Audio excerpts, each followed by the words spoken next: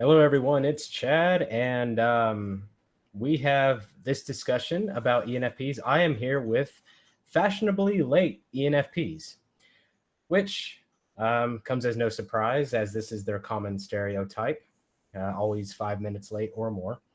So, that being said, I'm going to start this off with my perspective, and as ENFPs trickle in, then we will go from there. So, all right.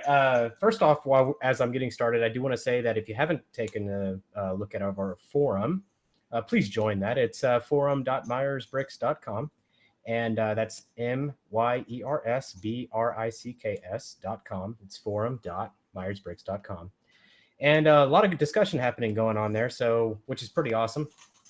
And a very interesting content that we're posting there. It's a lot more realistic and a lot more focused than Slack on particular discussions, and you can only go to the message boards that you want to look at instead of seeing all this useless spam. However, you can still join the Slack chat if you like to play around, mess around with ideas, have arguments. Slack is great for that. So that being said, you can go to mbtv-chat.slack.com. But if you're not a member yet, you'll have to go on the website, Myers-Briggs.com, and actually sign up on the website. There's a link right there on the navigation bar, which says join our live chat. Make sure you go on the website and do that. Okay. That being said, let's talk about ENFPs. Well, first off, I think ENFPs think I'm always offending them when I'm just targeting them for the topic of discussion, which is, the purpose is to discuss type so we can get better at interacting with type. And so it's important that we understand what ENFP lays out to be. So if we look at the ENFP type model, what we're looking at is the four dominating functions in their personality. Then you've got their shadow side. You've got extroverted intuition. Okay, that's what they lead with. And extroverted intuition is essentially looking at possibilities, emerging possibilities from stimuli in the moment, and what could be done with that data in the moment. Less about what does that data mean, less about the interpretation of that data, more about what that data can become. Okay. Now, it does mean, hey, what does that data mean? It's not like they don't look into these things because they do use NI, but more importantly, their primary focus is on what does that data mean and its implication with everything else going on with present moment context. They get their past information from SI, which is their inferior function. It's the bottom function. That's where their past information comes from, and it helps prepare data in the moment. So data in the moment is given by NE, but its root is found in SI. Okay, so what that means is, like, if I'm looking at a particular situation and I know that this pattern has always yielded this result, okay, based on SI, then I know that potentially this particular object at this exact moment in time may become this thing, but also could follow this pattern or this pattern. So it gets that kind of database from SI. Their second function is FI. And so what this means is they evaluate ethical frameworks, not logical frameworks. And they do this through extroverted intuition as their primary perception function. And they place judgment on that particular data with FI. The common misconception is that NE and SI do not judge. So when I hear people say NE wants this and SI wants this, that's not exactly true. They don't want anything. They don't structure data. They don't order data. They're perception functions. FI is a judgment function, and so is TE.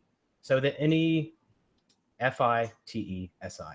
That's the cognitive stack. TE is extroverted thinking. That's ordering, structuring, and making things possible in the external world. It's applying logical frameworks to things in the extroverted world outside of the mind. So, I didn't know. Hold on one second. I got an email to reply to, so I apologize. I got to send this back right now. So, give me 1 second here.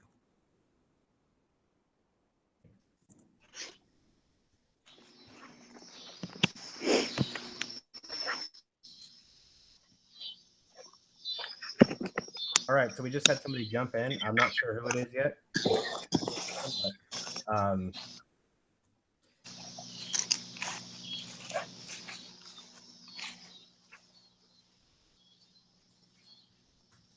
Hello? Hello. Hi. Is it Dylan? Yeah. Okay, great. So I was just talking about cognitive function stack. And all right, everybody, I'm back. Sorry about that. And we were just going through the cognitive functions of ENFPs. And kind of tell me your experience so far. And everyone, this is Dylan Huff. He's actually an ENFP. He has his own YouTube channel. Sorry, I'm trying to jump into the topic here. Dylan, could you elaborate on your YouTube channel and things you discuss? I discuss a lot about the art that I create and what it's like being an ENFP. And I'm not a type 2 anymore, so if you guys happen to see that video, just know that I'm not a type 2 on the Enneagram anymore. I'm actually a type 4. And I may not be able to continue my YouTube channel when school starts, depending on how things go. I'll keep it up so you guys can watch any videos and stuff like that. But I will be able to be a little bit more active on that when I move out, which will be at the end of this year because I'm a senior. So you guys go check it out at Dylan Cole Huff. So. All right, so he has a YouTube channel. It's Dylan Cole Huff. Feel free to look at his channel. I don't know if he'll continue it or not. But Dylan, I wanted to know more about what you started it for and what your YouTube channel's about. Oh, okay. My channel started out to be more of a Q&A, and so any questions that were asked like on Slack or anything like that, I would answer in the videos, and it was meant to be kind of just open and more kind of social. It never really got as far as I wanted it to, but it'll get farther, I'm sure. Okay, great. So Trey just popped in. I haven't seen Trey in a few days, so we don't know what he's doing these days. So working in the dark, apparently. Hold on. Now he's turning on the lights. Okay. I may not be able to be out here for too long. My iPod is about to die, and I can't do this inside because my parents are home. So. Oh yeah, no worries. Okay, so let's take advantage of Dylan's time So while he's here. if I just somehow just disappeared, just know that's the reason. Okay, so if Dylan is a magician, everybody will know what happened. All right, so Dylan, let's really jump in on your experience as an ENFP, because I really want to dive in. What is different about your particular perspective as an ENFP? Say, you know, your life, and what have you always felt was different about you than, say, people around you? What have you always felt? What was the different thing? Did you ever feel unique about something, and if what was it? I would have to say kind of being a little bit more childish and I want to say intuitive, but that's kind of what it is, because whenever like I'm around people or anything like that, they don't ever get the sense that I do whenever I know something's about to happen, or whenever I'm like reading someone or something like that. And childish because I want to say actually more maturity, because a lot of different types mature a lot faster than my type, and I can definitely see that whenever I go to school or something like that. And I can definitely tell you that my maturity is not where my age is. Okay, so simply because I just look at things so differently. Would you say that you're more immature than your peers, or more mature? Would you say that you're more immature than your peers, or more mature? On some levels, like getting to like when I know people, I would seem more mature towards them than I would if I were just like in a random group. Okay, so you appear to be more mature with your friends, but with a group you don't know, you seem more immature, correct? Yeah, or when I'm just kind of being myself, I tend to look that way. Okay, and can you give an example of what this looks like? So today at dinner, we were talking, like my stepdad, he pretended to cut off my little brother's arm as a joke with his hand, and me and my sister kind of turned it into something else, and we started laughing about having nub arms, and they saw that as being immature. So it was freaking hilarious. I was just like, I'm sorry, nubs, but I'm sorry, that's nothing not immature. there. Do your parents happen to be sensing preference? Yes. That would explain why they saw that as immature. I don't consider that immature. Yep. Yeah, that's a difference in humor, and you're gonna see. It's pretty great. Yeah, I would have laughed. I'm sorry. I would have thought it was just as funny. So Either that or I would have shook my head like, oh god. yeah, that's a difference in humor. What are your parents' types, Dylan? I don't know. They refuse to share that information with me. But you know their sensing preference. Yes, I definitely know that. Okay, so we got an S. That's all we know. It's XSXX. Yes. Okay. My iPod's about to die. So I really don't want it to die while I'm in the middle of this call. Hey man, if it happens, it happens. You know, it's part of life. We live and we die. iPods too. Yep. All right, so I wouldn't necessarily consider that immaturity. Do you have any other examples you can say that would be immaturity? Let's see. Whenever like I'm out in public or something like that, and I'm doing something like extremely creative or just blatantly kind of out there, I'm seen as being a little immature, but that's not really the case, because whenever I'm like comfortable being somewhere or I just don't really care, I tend to do whatever the hell I want, you know? Okay, so how has NE played a role in your life? Extroverted intuition. Oh man, you have no idea. NE at this house is like the bane of everybody's existence. Well, tell us about that before you get disconnected. I want to know. I get counted down because I can't focus on certain tasks like one at a time, and I get too distracted too quickly. So like, if you came at me with like an objective or subjective phrase, or just talking to me or something like that, and you're expressing ideas, my mind would start as like the trunk of the branch, the trunk of a tree, and then pretty much every thought that I have afterwards would be like all the branches of that tree. Trey knows this very well. Yeah, we've talked about this before. He does. Trey happens to know you in person. We were talking about headbanging and stuff, and he brought up the fact of aneurysms, and I told him, like, hey, that's the wrong tree, man. That's funny. Okay, so what I was going to say is Trey and you happen to be friends in real life. Trey, can you elaborate on your perception of Dylan in person? What is it like? He's scattered, man. And that's just the thing is, like, you know, NE's all over the place, and, you know, he's scary? Did I hear that right? Scattered. Oh, scattered, okay. Yeah, no. It's funny because what we were actually talking about was I was like, I think I said something like, he like, NI was sort of like a tree, but it was kind of like here to there and can't really explain it. And I was like, but NE is like an ant crawling over every twig on the tree, and it's just capturing it all, except like, you know, NE has more branches than an NI tree. I just said it was funny because it was like when he was talking to me, it was like he was going all over the place, and I was like, dude, whoa, just say it, like like TE development, you know. I do not have. I've tried to develop my other cognitive functions, and it just hasn't worked out. Okay, so what would you rate yourself when on, my SI on your FI? I want to know about your FI. How does that play a role? Oh, my FI. That's like trying to explain the feeling that you get when an ant is crawling on you, but make the other person feel it. That's the only way that I can describe FI. Wait, what? What the hell is he talking about? Hold on. Intuitive. That's that introverted feeling, man. That's my second function. Okay, so if you know, I've heard Dylan describe meeting people in a way of like almost feeling like you were them, and I think that that's a big thing for ENFPs. Is like a lot of times maybe when they meet someone, when they meet someone, just feeling like they're a part of them.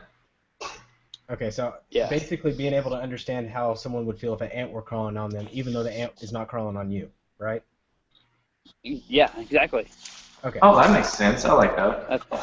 Okay, I had to make sense of it. I had to make sure I understood what FI was. So. Okay, well, just take it like this: if I stepped on your toe, I feel it too. Yeah, that's what I was imagining. Okay, so but I really want to dive into to the actual cognitive dynamics of NE and FI, and how that appears differently than ENTPs or dominant extroverted intuitors, INFPs, even with auxiliary extroverted intuition. What I'd like to say is that the ENFP and the ENTP are led by unbound extroverted intuition, which means that it's generally not constrained. It's unbound. It's where the ego sits. It prefers to perceive, whereas in INFPs and INTPs, it is constrained in a certain area. It is dominated by the dominant function, so it serves more of a limited scope in that capacity. It doesn't mean it's inferior. It just means it's serving in a limited scope because it's subjecting itself to the leadership of the dominant function. So that being said, it's the same in ENFPs with FI, as FI is serving in a fashion to rule out insights, or rather perception given by ENFPs. But I want to clear this up real quick because I don't want everybody just to think that ENFPs are just scatterbrained and that's all ENFPs are. They can be that way as they don't develop their judgment function, and they can be that way as they don't develop their tertiary function, which is TE. So they're at a particular disadvantage when it comes to like working in business or being consistent. But those things can be developed in an ENFP. Yeah, things can be developed, and an ENFP can obviously do those things with time. But they are at a disadvantage in that area. Where they're advantageous is being able to see creative possibilities from any given moment and actually adapt to those moments and attending to the needs of people in any given moment and being able to adapt to fluctuating human emotions pretty quickly. I see that way as being better. I just have to put that in. If I see a way being better than the way that I do it, then I will adapt that way. But if I don't see it as being more what's that efficient word? Yeah, efficient, exactly. If I don't see it as being efficient, then I won't adapt that, and I will completely just go my way, because I know I pretty much just set out a plan, like I do this step, then this step, or just whatever happens to be necessary at that time. So I might jump halfway in between one job to go to another job, You said my way. I was going to ask you about that. When you said my way, did you mean something that you do a lot? Yeah, pretty much just the known way. Okay. So like the known way being like maybe a storehouse of introverted sensing ways to do things. We might have lost him. I'm going to count on the idea that we probably lost him. I think he saw a squirrel. Okay, sorry. Battery saw a squirrel. All right, so that being said, Dylan has left the house, but Trey is still here, and we're going to talk about ENFPs. Trey, can you give, for the people who haven't seen your extroverted or introverted intuition videos, can you give a brief description of how you explain NE in comparison to NI short? Obviously, we don't make this too long, in the relationship with the crystal that you explained in one of your NI-NE videos. Okay, yeah, so essentially the idea with the crystal is that, let's imagine you have a 3D model on like a computer, and there's a crystal in the middle, and there's a light shining through the crystal, and you can see a projection onto like the floor or something. Well, the idea is that NI users are not so good at rotating the crystal, but they're better at examining the light on the ground and where it came from through the crystal.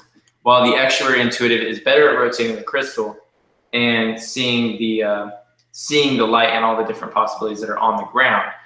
So the idea of that is an NI user may have take an idea and like expand on it really far, but an extrovert intuitive users would just add lots of ideas and kind of tack them into one big thing. So it's kind of like for extroverted intuition, the idea, the crystal is the subject matter or the idea. So an NI user may, not be so good at seeing every angle, and even, in my personal opinion, the fifth function is the critical function. So the dominant NI users like INTJs usually like judge themselves where they're like, crap, I didn't think of that. I should have thought of that. And they miss an angle. And that's why the ENFP-INTJ relationship is so infamous, because the ENFP brings in so much variety in their ideas, and then the INTJ just kind of like thinks about it, goes, wow, and then just like, it feeds off of it, right? Yeah, it hits that angle where it's like, whoa, I didn't think of that. I didn't see that possibility.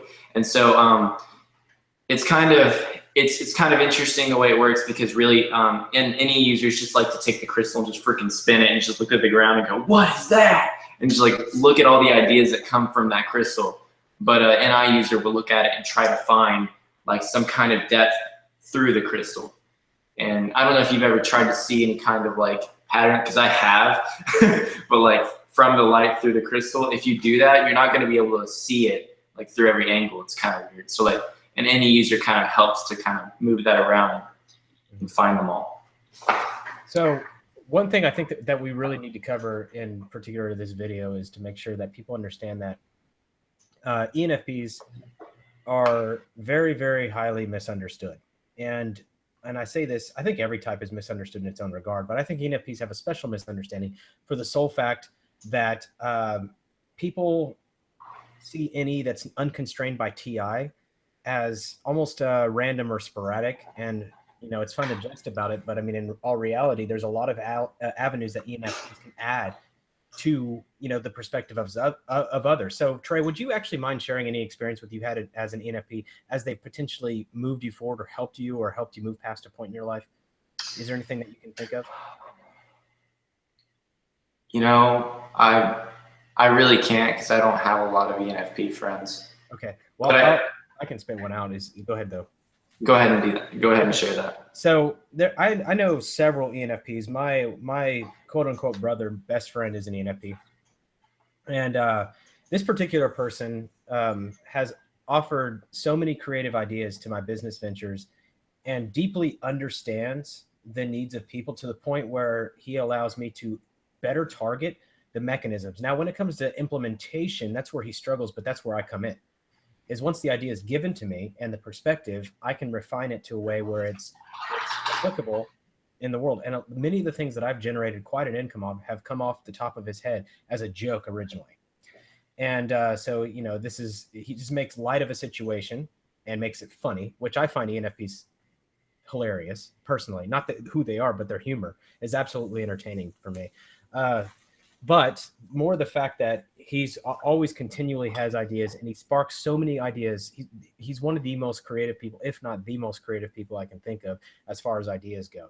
From one to another, to another, to another, it's endless. So if I ever get stumped by here's a situation and I need to think of a new way around it or a creative solution, he often comes in and he's able to do that pretty effectively. I also find ENFPs very championing when you're down and you're like, man, this is a particular point in my life where, not that I don't need to be understood, but I need to be validated that I can do something.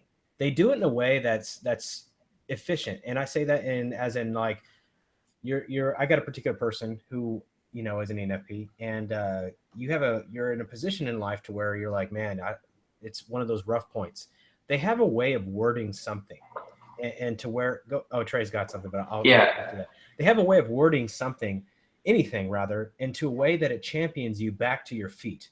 And I say this word championing because that's exactly what it is. It's like restoring your strength and putting you back into a position of power. And I find this to be a very endearing quality about ENFPs. Although I say from personal experience, ENFPs, other than my good friend, have often quite irritated me in a lot of ways too. And but I'm not saying ENFPs in general, just my relationships personally. From the fact that I'm trying to drive toward a point, I find that they are going off in different directions all the time. And I'm like, okay, we got to centralize. We got to bring it back. And that gets irritating at times, especially for TE users who are trying to make things streamlined and concise. But that is my personal issue. It's not an ENFP problem. It's my problem not being able to handle the creativity of the ENFP and appreciate that difference when it's needed or when it's not needed and it's just part of who they are.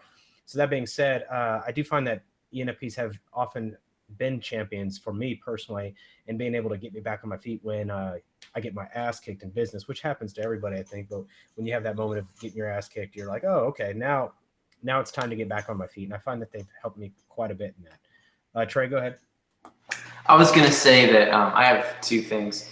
One thing is when you said that they are really good at championing, it was kind of like, it made me think, like, you know, why are they so good at it? And I think the reason is, you know, if I was frustrated and if I was really upset, I can only imagine that an ENFP seeing me upset and asking me what it is, and I tell them what the problem is. I feel like an ENFP would go and connect your situation to all these other situations. And that's what NE does best, is association, like, you know, quick, like finding connections between things. And so it's just like, I can kind of see that for a situation where I'm having a problem with something, they would find the other things they've seen me deal with, and say, look, you conquered this, you conquered that, you conquered that, and be like really encouraging, because they're able to take your situation and find so many things to bring to light to say, look, you really are amazing and you really can push through this. And that's just why I think that they're pretty good at that. Like, they're just expanding on that idea. And then the other thing was, when you said that they're very misunderstood, I wanted to talk about that because, you know, ENFPs, you know, I personally believe that extrovert intuition, almost every single extrovert intuitive I've ever met says that they've been diagnosed with ADHD.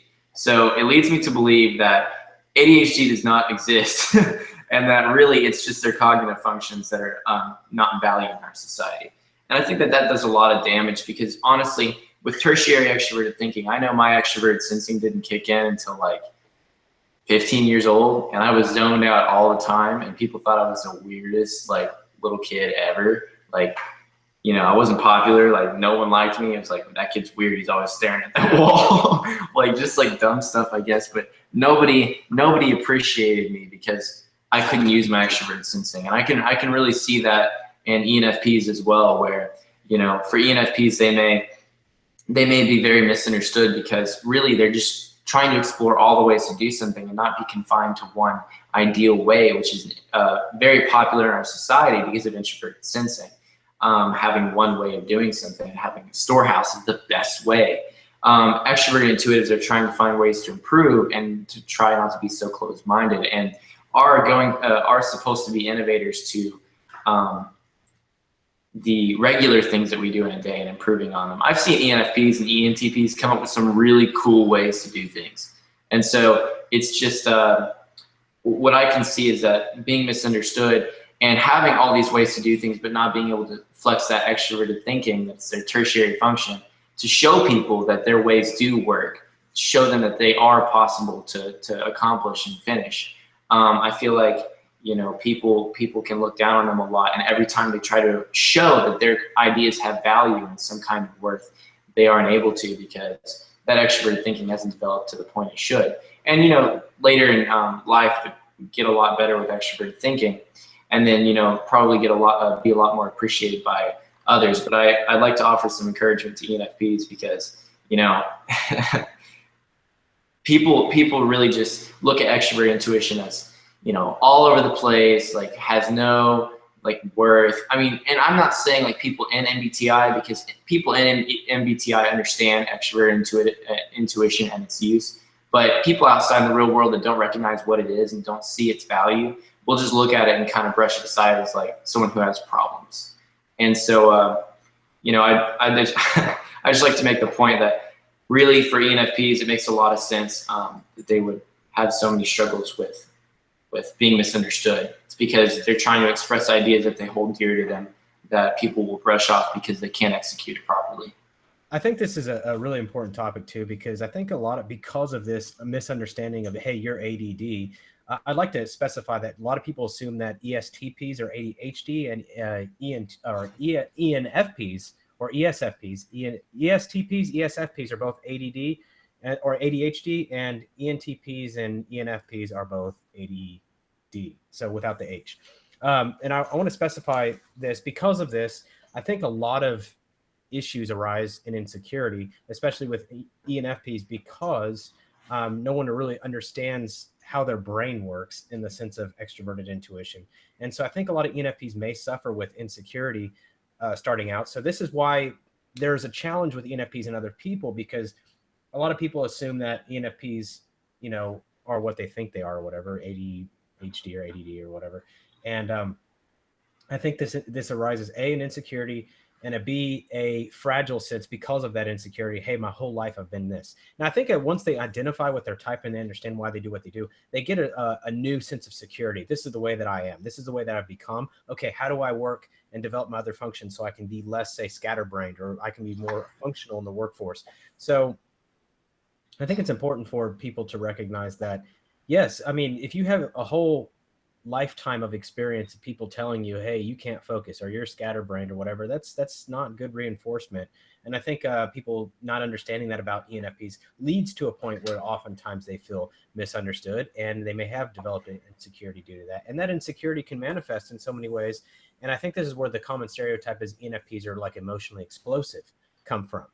And I don't think ENFPs are any more emotional than any other type. I think it's the fact that the ENFPs that have went through life they're the normal way, and being, say, condemned or ostracized by others has led them to believe that they are dysfunctional. And it's very possible that they've developed a sense of insecurity because of this, or this, being ostracized or whatever in society. And I think that's a big challenge for them. And I think this is why I have a very, I personally like misfits. I've always hired misfits.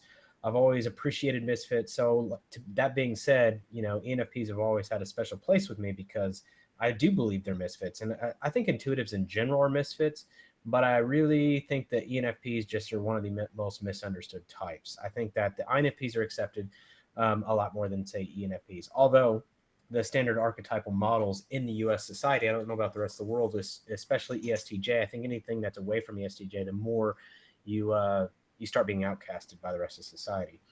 And so I can tell you right now that Trey and I both have experienced feelings of being different or unique, and not in a special way like, oh, I'm cool, but more in a way like, the hell's wrong with me? Like, what issues do, why am I like this? It's not like, wow, okay, I'm so special, I'm so cool. So you got to know that I think any intuitive in general, I have a special affinity for, because again, we look at the US population, 73% of the population is sensing preference, and 27% is intuitive preference. And so that's a pretty big gap, whereas the rest of them are around 50%. You got, a little more feeling preference than thinking preference and that type of thing. So it's important to understand the way that extroverted intuition works. It's a big deterrent from people wanting to be themselves. And I think authenticity is key. Welcome, Chloe.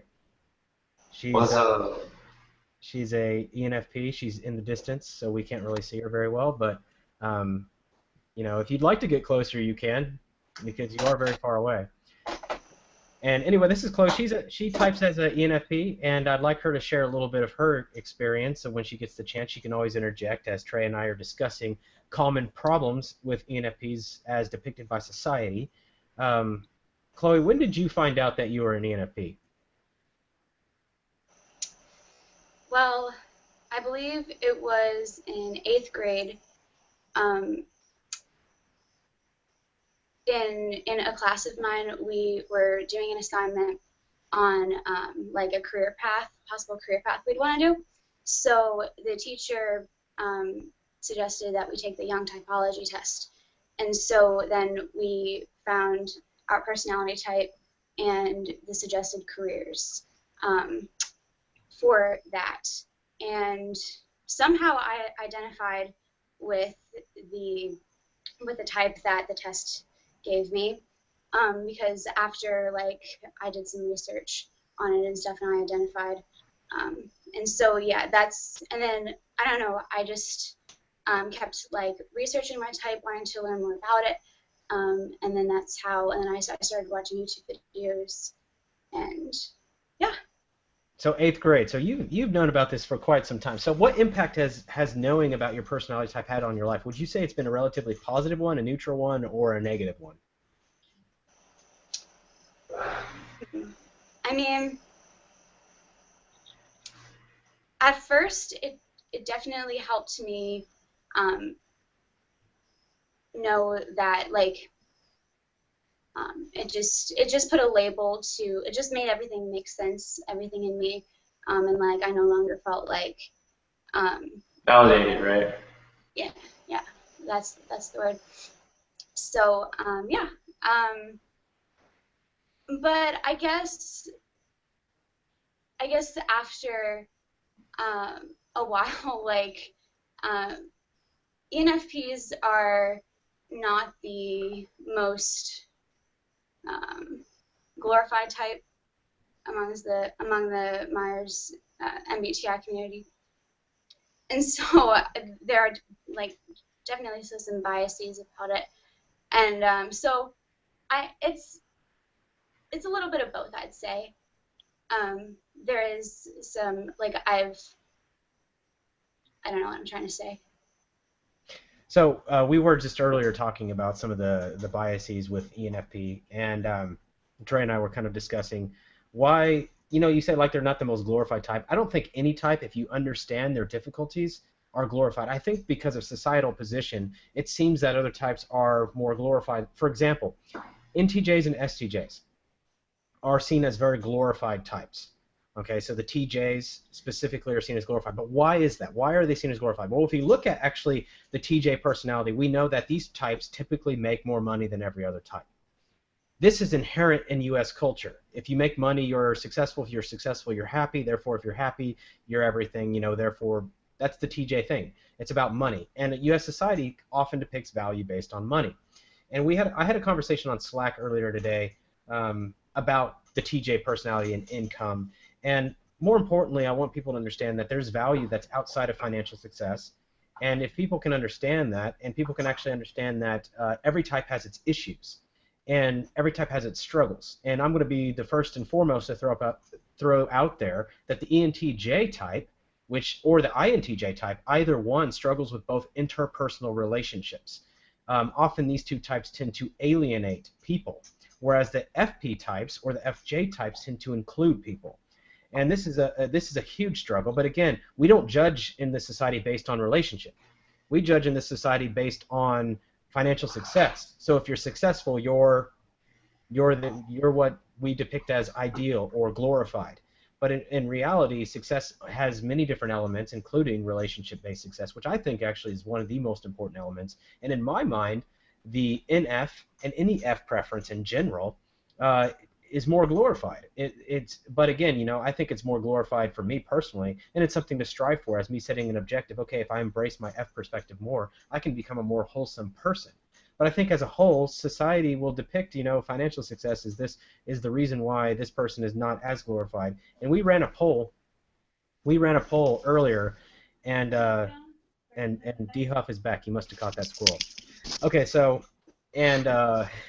any type is glorified, though, so I think in their own way, and we have to understand that every type has their struggle, and so we have to stop associating with what success really is. Is success financial or not? If we can take that home from this call, that's the one thing I want people to take home, is that success is a word that encompasses all things. It's not a word that encompasses just financial success.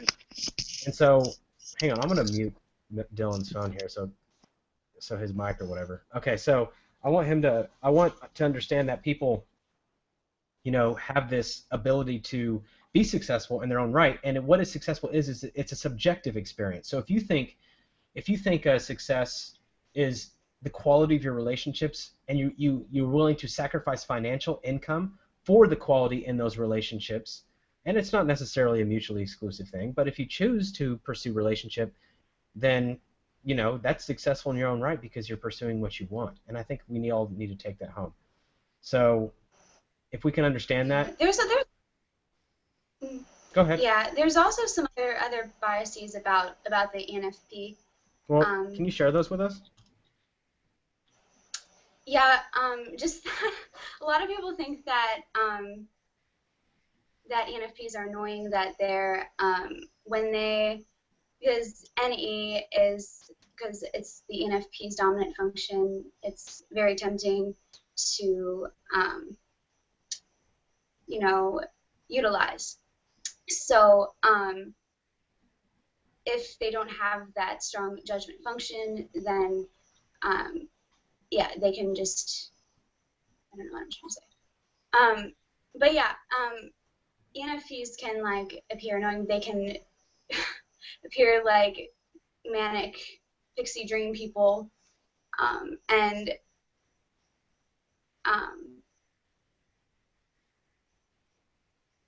yeah, and that's just like a stereotype.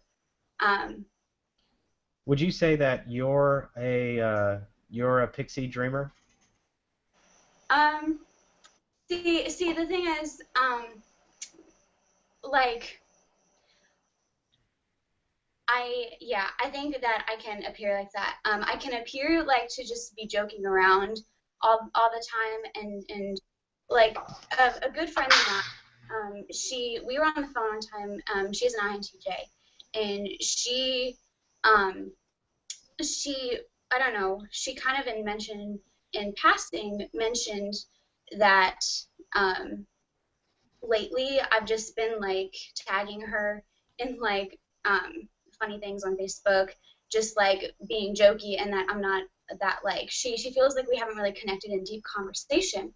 Um, and number one, this was she's in nursing school, and this was when she just this past year when she was still in school. So we didn't really have a lot of time to get into said deep conversations.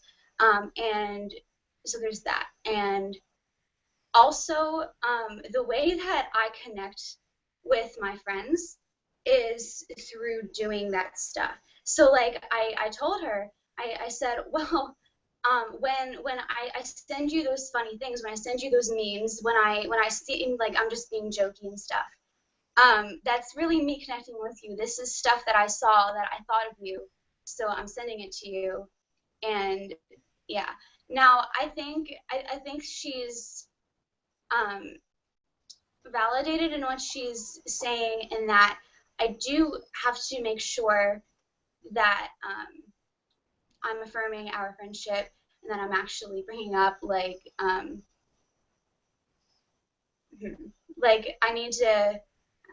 need to make sure, like, she just probably felt like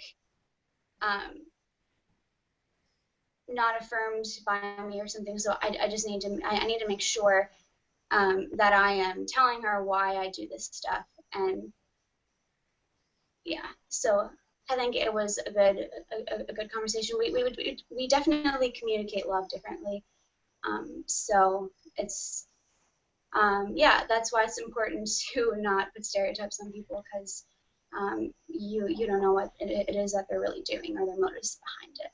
So. Okay, so what I wanted to draw real consensus to was the fact that even if you are a pixie dreamer, there's nothing wrong with that. Okay, so if that's what you really are, I know that NF types are often seen and called the idealist. And I think it's okay to idealize in the world and to be able to execute or implement these particular ideals. I don't think it's an issue. I think it's actually needed. I think every type is needed. There's a reason why. It sets a standard for society. There is a reason why NJs are so rare. It's because they're assholes. No, I'm just kidding. But no, ENTJs. it's mainly NTJs. But the point is, there's a reason for it, and it's important to understand that each type has its balance and the reason why and what they contribute to the world. I've talked about this many, many times, and it's called contribution equity. And I think the purpose in life for us all is to be able to gather enough to be able to contribute to those around us in the ways that we were gifted and talented in. And those ways are chosen, by the skills that we're born with.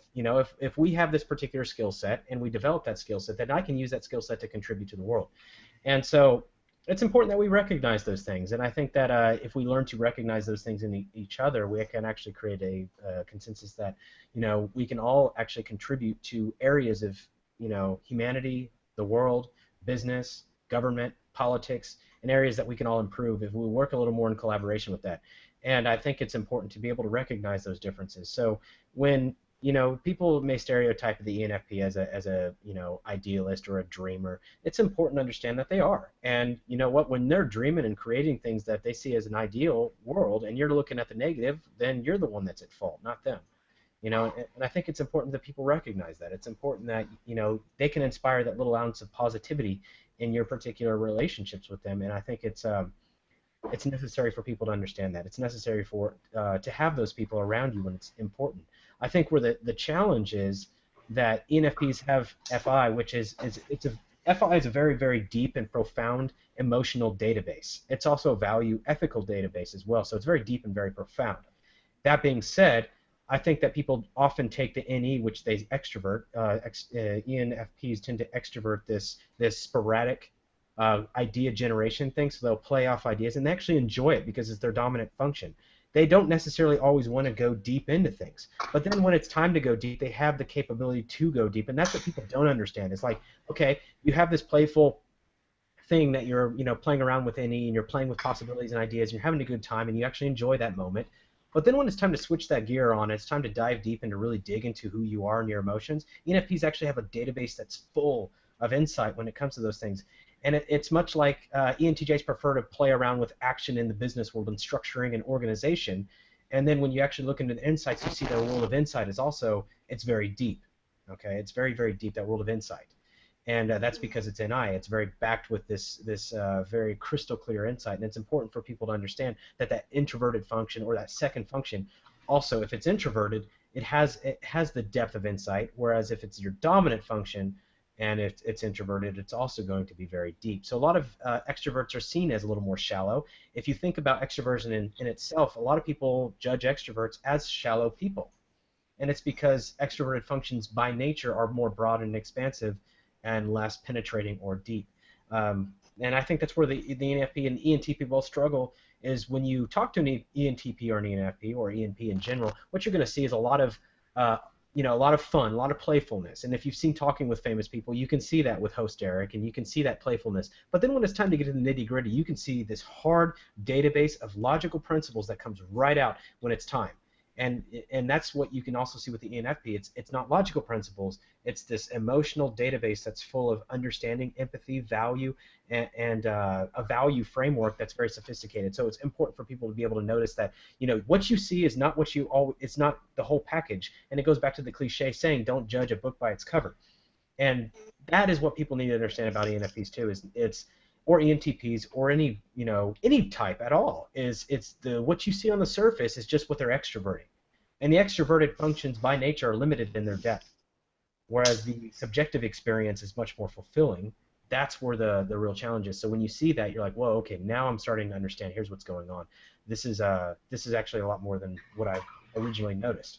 So, Trey, do you have anything to add to that, or Chloe? Well, I mean, you said that the depth was more fulfilling, and I know what you mean by that. But at the same time, like, I like to point out that a lot of introverts I've met will say that it seems like every time there's some kind of problem, they get mad at themselves, and they're like, "I wish I could stop thinking." And I've seen that with INTJs. I've seen that with INFPs. I've seen that with INTPs. I mean, I've seen it with a lot of types, and I'm pretty sure it's all the introverted types, because I thought, like, for the INTJ, it was just that there was so much going on in their head, and for the INTP, it was so much going on in their head as to what they should do, and it was, like, getting annoying, and I understand that, but I was excited to solve the problem, actually. Like, it was really interesting, because, like, with my INTP roommate, he was so concerned with, like, getting away from the problem, thinking about something else, playing cards, and I was like, no. I was like, let's like figure out what we're gonna do next, because, like, I wanted to explore that depth, and I just saw it as, like, rewarding. But I think that the introverted types can be cursed with depth sometimes. I just wanted to add that in. Can y'all hear me? Hey, Chloe, did you want to add anything to that, or Dylan? I do.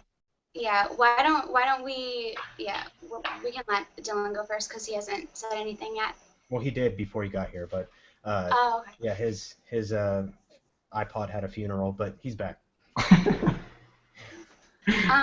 What was it that I wanted to say? If I can say something. Annie right there. Okay, Dylan, go ahead. Let me moderate this a little bit. Dylan, go ahead and say what you got to say, and then I'll let Chloe. We'll get back to Chloe. Yeah. Okay. What were we talking about again? You lost it. Okay, back to. I was thinking about how I talked earlier. All right, Chloe. How about you go? You got something to say, right? Yeah. Well, I wanted to add on to the you said something about you said, Chad, something about how, like, ENFPs don't always want to dig deep into an idea or something like that. But then when they do, they really do. That somehow made me think. I don't even know how I connected those two thoughts. Transcontextual thinking, people. I was gonna. I just want to say something really quick, Chloe. I don't think that that's necessarily the case. I think that I don't know if that's what Chad said. I don't remember, but I personally think that really the extroverted types love depth like a lot, and I think that the introverted types, like I said, can be cursed with it. So I wouldn't ever say that an extroverted type. I think that's what he was saying. I think he was saying something like extroverted, like ENFPs, don't have a lack of depth or anything. You know what I mean? Yeah, that's probably what he was saying. With I. I like.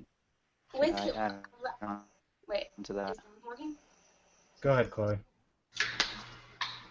It was something about the joking thing. I think I was just thinking about this the other day. So like when I joke around and stuff like that, and when or like in a relatively serious conversation, if I go ha ha ha or like I laugh, it seems like I'm making light of a serious conversation or like I'm not in tune with it or something. Really, it's some weird way of reacting to the emotion because I see it so much. It's just this really weird. It's maybe a nervous laughter, you could say, but not really.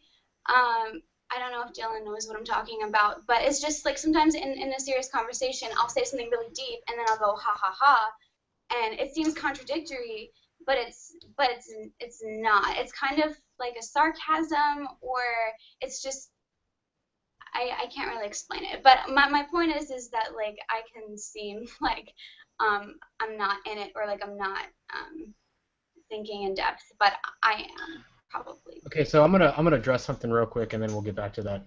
I am watching the YouTube comments, so you guys who are commenting, I just don't check it every second, so I will respond to that. Sarah, and you said you have an insight. Please post your insight, and I will respond to that as soon as I see it.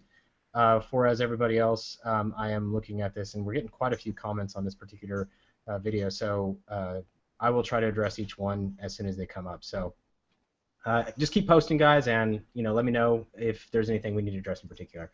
All right, so Trey, did you have something? Oh, no. Okay. So I do want. Oh, I'm sorry, Dylan. Oh, it's Dylan. Yeah, you probably mixed this up. I got my thought back. Okay, the thought is back. All right, let's do it. Okay, so I personally had none. What happened was sometimes when she would get extremely stuck on one subject, what she would do is kind of surround herself with this mental bubble pretty much, and would never escape the idea or go anywhere besides that spot. So she wouldn't explore anything else. It was always just, this is what's going to happen, or it would be. That's my brother, sorry. No worries. With that thought of what's going to happen or what is happening. Okay, so I find that not what you said funny, but just the fact that I just saw. I don't know if actually, you know what, Trey, did you hear him? Who? Dylan. Yeah, I think he said. Were you talking about Chloe, Dylan? No. What? We didn't miss who. We missed who you were talking about. You cut off. It was his INFP girlfriend, I believe. Mm-hmm. Is that what you Right, said, Dylan? Yeah. Okay. All right. So. Okay. Yeah, I got that. Okay. Yeah. So we got the rest of that. So it was just that first part. We were trying to figure out the subject. Trey and I both got disconnected for some reason with you. Oh. The connection. So we were just My kind of bad. missing that portion. All right. So we were talking about specifically the ENFP function stack and NE and FI. I think it's important for also to Chloe or Dylan to discuss kind of what disadvantages you guys had and how you overcame those disadvantages. I think that's really important for our viewers to see. Oh man, where do I even begin? Okay, well, we don't want a long novel. What we want just some examples I of things got that you, you I may have got struggled you. with and how to overcome it that you think may be related to type, not personal issues. So Oh man. that related to your type. Okay. Trey. We tend to get. You knew I had to clarify. Okay.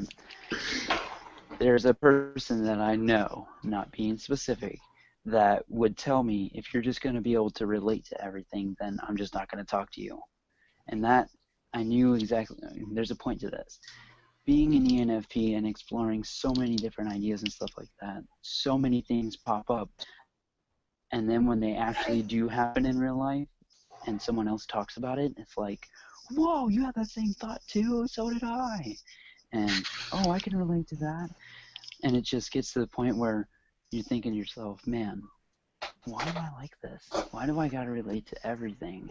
Why is it that I can always think of something and then it happens, and then because there's like no fun in that. It's like cutting off the challenge. He's talking about me. No. Dylan, No, I'm not. Okay, well, we've had a very similar situation. Okay, so... No, he was sarcastic. He was talking about Yeah, no, he was. There you go, Chad. All right, now, see, Dylan is talking about how I would be working on an idea for, like, man, 4 or 5 months. Like, I don't know, just something that's just, like, bothering me. Like, I'm just freaking, like I'm learning and I'm, like, moving forward. And, like, Myers-Briggs, whatever it was, like, honestly, it was always something, like, I was really honed in on. And then I'd get really excited about it when I was, like, finished. And I'd come up and I'd share it with Dylan.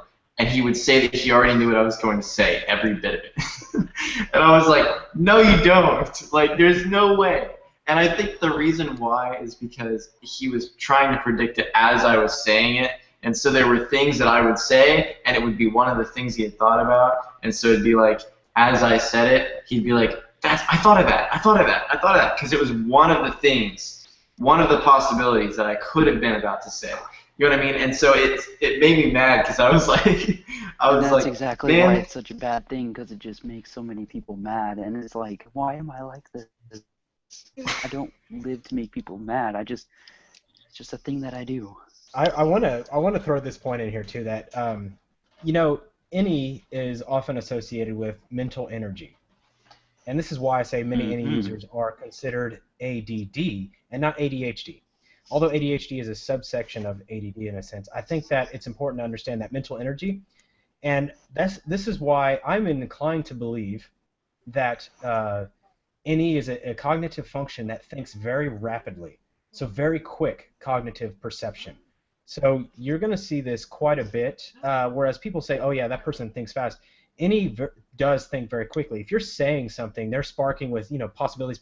So you're going to find that a lot of times ENFPs get ahead of themselves in speech, and they're like, how did I get here?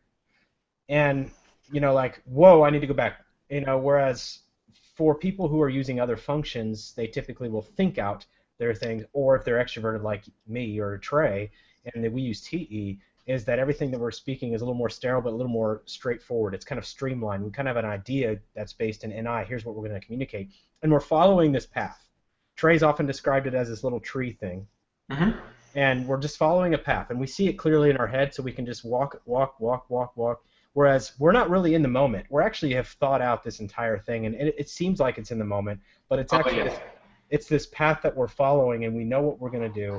And we're like, and then when something sidelines us, we're like, whoa, okay, that wasn't supposed to happen, and then we use SC to kind of compensate for it. Whereas NE is always compensating for everything right in the moment, and so it's speeding up really quick, and so it's about that speed.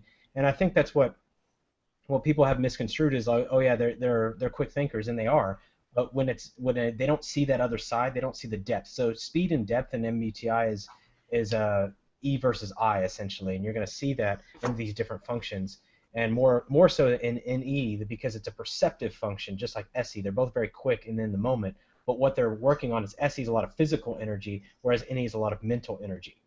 So you're going to see that as well. This is why a lot of times you'll see that ESTPs or ESFPs are often seen as athletes because they have that physical energy, and whereas ENFPs or ENTPs are talkers, and they tend to want to communicate so much, and then sometimes it goes way off of the original point, and then they realize it, and they're like, whoa, I don't know how I got here in the conversation. It kind of just went off in this direction, and that's where people don't understand. There is a pathway. It's not random. There's no randomness to it. It may seem random because you have missing variables, or whoever the audience is or the listener may have these missing variables, but it's always connected in the ENFP's mind. Yet they can also perceive with FI, you don't know where I'm going with this. You don't even know how I got here, so I got ahead of myself. I don't know where that came from. But in reality, they do.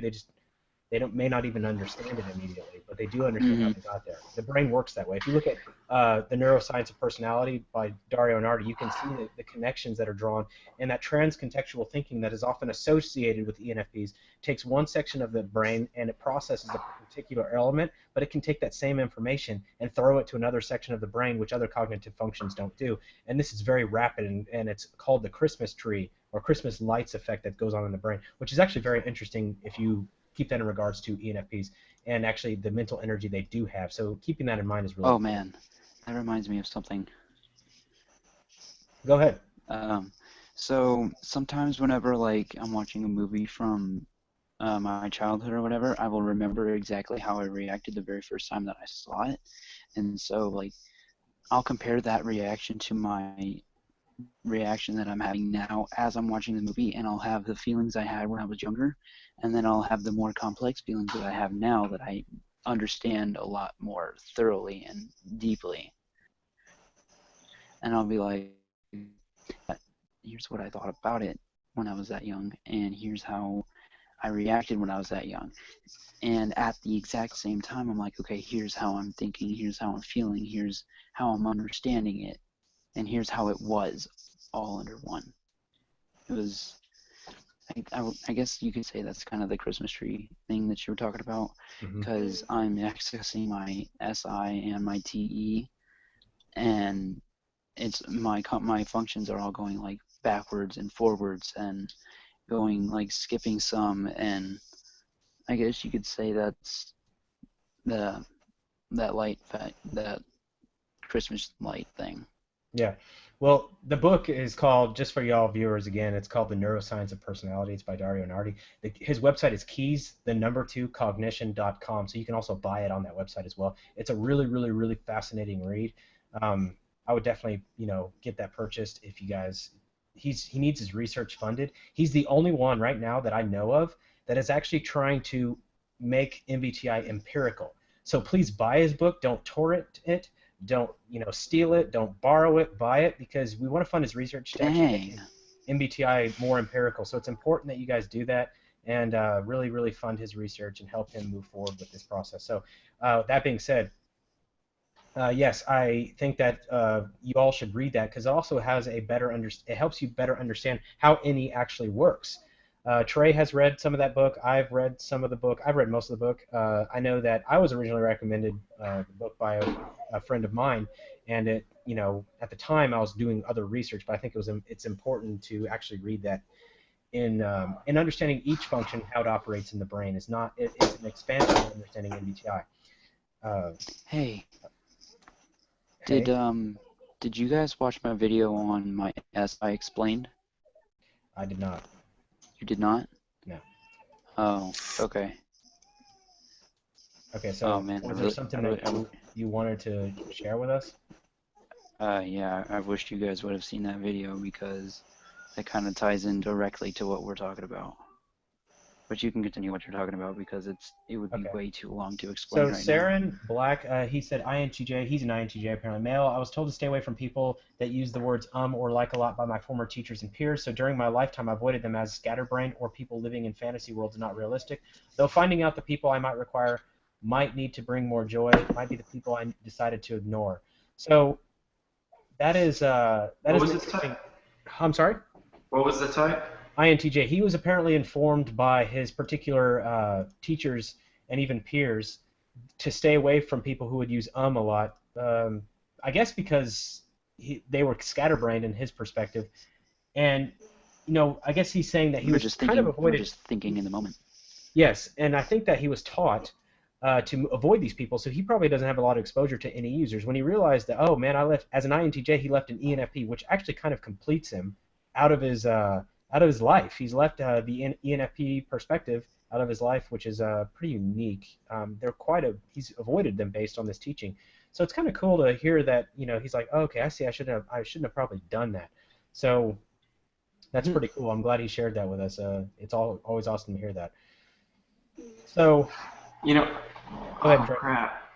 Oh, I was gonna say, I've seen some ENFPs that instead of like struggling over their words, they'll just talk really fast. And I think that I think that the reason a lot of ENFPs probably avoid it is because, like, I know that I've been told this when I talk a lot, so I can only imagine if you're trying to get out all that extroverted intuition, how it would be.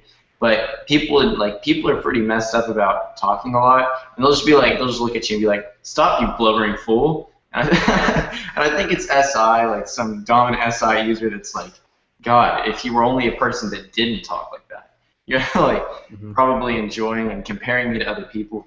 But I'd say that for ENFPs, they probably just don't want to disappoint, like in the sense of like talking too much probably overwhelms people, and they probably know that. That's why they try not to, and trying to get it all in some kind of structured form when really it's just connect the dots. It's just running. And I think I do that when I realize that when I just carry on, it just goes and goes and goes, and I realize how the person is feeling, and then I quickly, extremely fast, like as fast as I can, try to get it straight to the point when I didn't even know where the point was until I realized how they were feeling.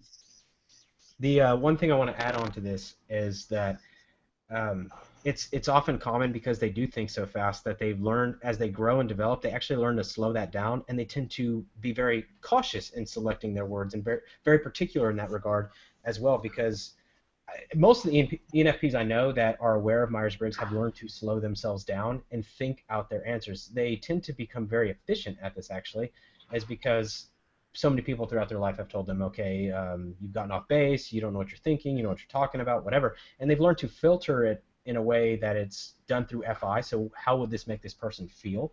And I think that's an important perspective to understand as well, is they're able to convey thoughts in a way that's appropriate for other people to understand as well, and I think that's important for people that are speaking with ENFPs, and understanding that ENFP develops FI, that's typically what's going to happen. But I want to move back to the point that I just asked originally, and I want to focus the important spotlight, I'm just kidding, on Chloe, and I want to ask her, I asked Dylan this, but I did want to hear from her as well. We were talking about things that ENFPs struggle with. So tell us one thing that you in particular have struggled that's related to type and your experience on that struggle bus.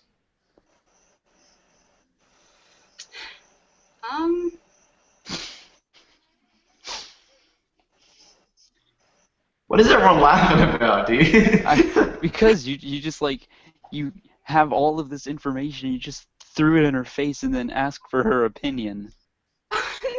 No. Like, It's what okay. do you do? Here's this whole bus of information. Go lay down on the tracks and tell us how you feel. That's not a good question to ask.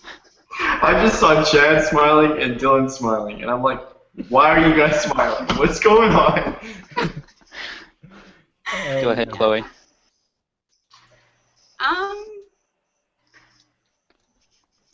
Yeah, I think definitely when I have gone off on tangents and people like tune me out, that can be kind of difficult.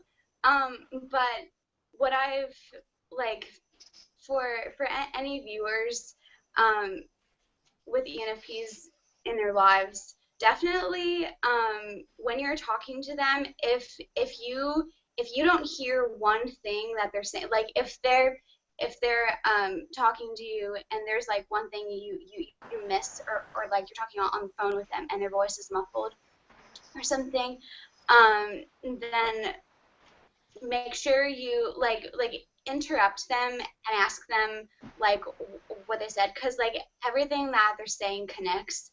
So if you miss one thing, you'll probably like lose them from there on out. So if you really care about them, make sure you're able to somehow, yeah.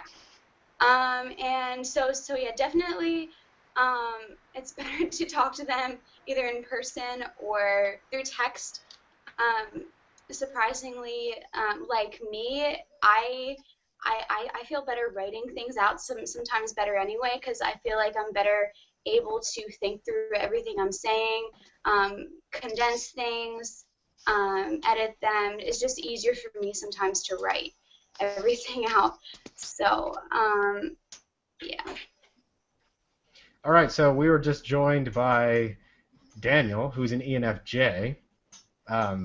And I don't know, he kind of froze on my side, but he is here, so he'll be probably popping in here, so I do want to introduce that. Chloe, thanks for definitely sharing that perspective. I've got another perspective I want you to share as well. And, well, I got another question for you. I'd like you to share your perspective, rather. And that is a question that was asked by a commenter, and it says, now here's the interesting subjects that when I hear the an ENFP speak, it comes out like garbage, but with a few adjustments to their ideas, / words that I can plug into Christmas tree and light up their imaginations to life. And although it might not be as bright and tolerable as I would prefer, the majority of the time it is more than pleasing to other types and do not notice the glaring facts that NTs might see. That being said, how has your relationship been with any NTs that have been in your life, Chloe?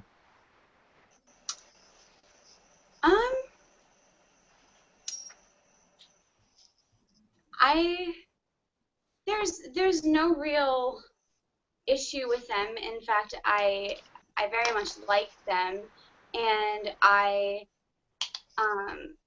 really like how if I'm in a moment of like a lot of stress, they don't react to the emotions by getting more emotional, and they're not alarmed by it, but they're just very like I find like their facial expressions, like they don't always have a lot of facial expressions, and that's nice, because like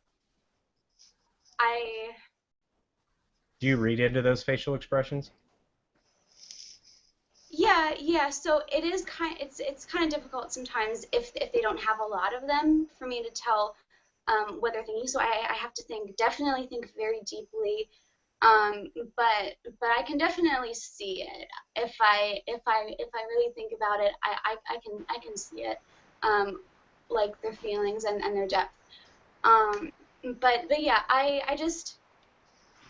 Yeah, just the fact that they don't react to like sometimes I talk to people and like every move that I make, every nervous if I ever like stutter or something, the NTE won't react to that because they just really like don't care. It doesn't faze them. It doesn't emotionally affect them enough to show on their face, at least, if you know what I'm saying. Mm-hmm. So yeah, as far as like any miscommunication or like if they think I'm too emotional or I think that they're too cold or something, no, not that doesn't typically happen. I think we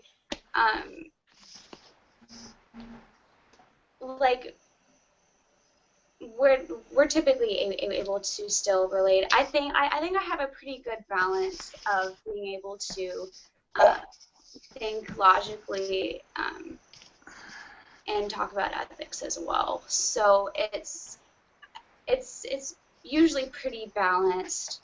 The thing that I feel with NT sometimes is like if I'm talking to them and I say something that is logically incorrect and they correct me, I have tended to take it personally. However, I can flex and know, okay, so what they're doing right now is they're not attacking my ability at using logic. They are simply making sure that I am using logic. And so, and if what I said was so stupid, if they saw me as so stupid, they probably wouldn't even be correcting me. They would just like Just like dismiss you or something. Hmm? Just like dismiss you or something. Yeah, NTs, if they think you're truly, as your whole bodily essence is stupid, they're not going to correct you. They're just going to sit there and not even, they're just going to ignore you. They're going to erase you from their existence. They don't want you to. I felt that way about someone before. Yeah. I just felt so like if they're their whole correcting essence you, was a disgrace to the human race.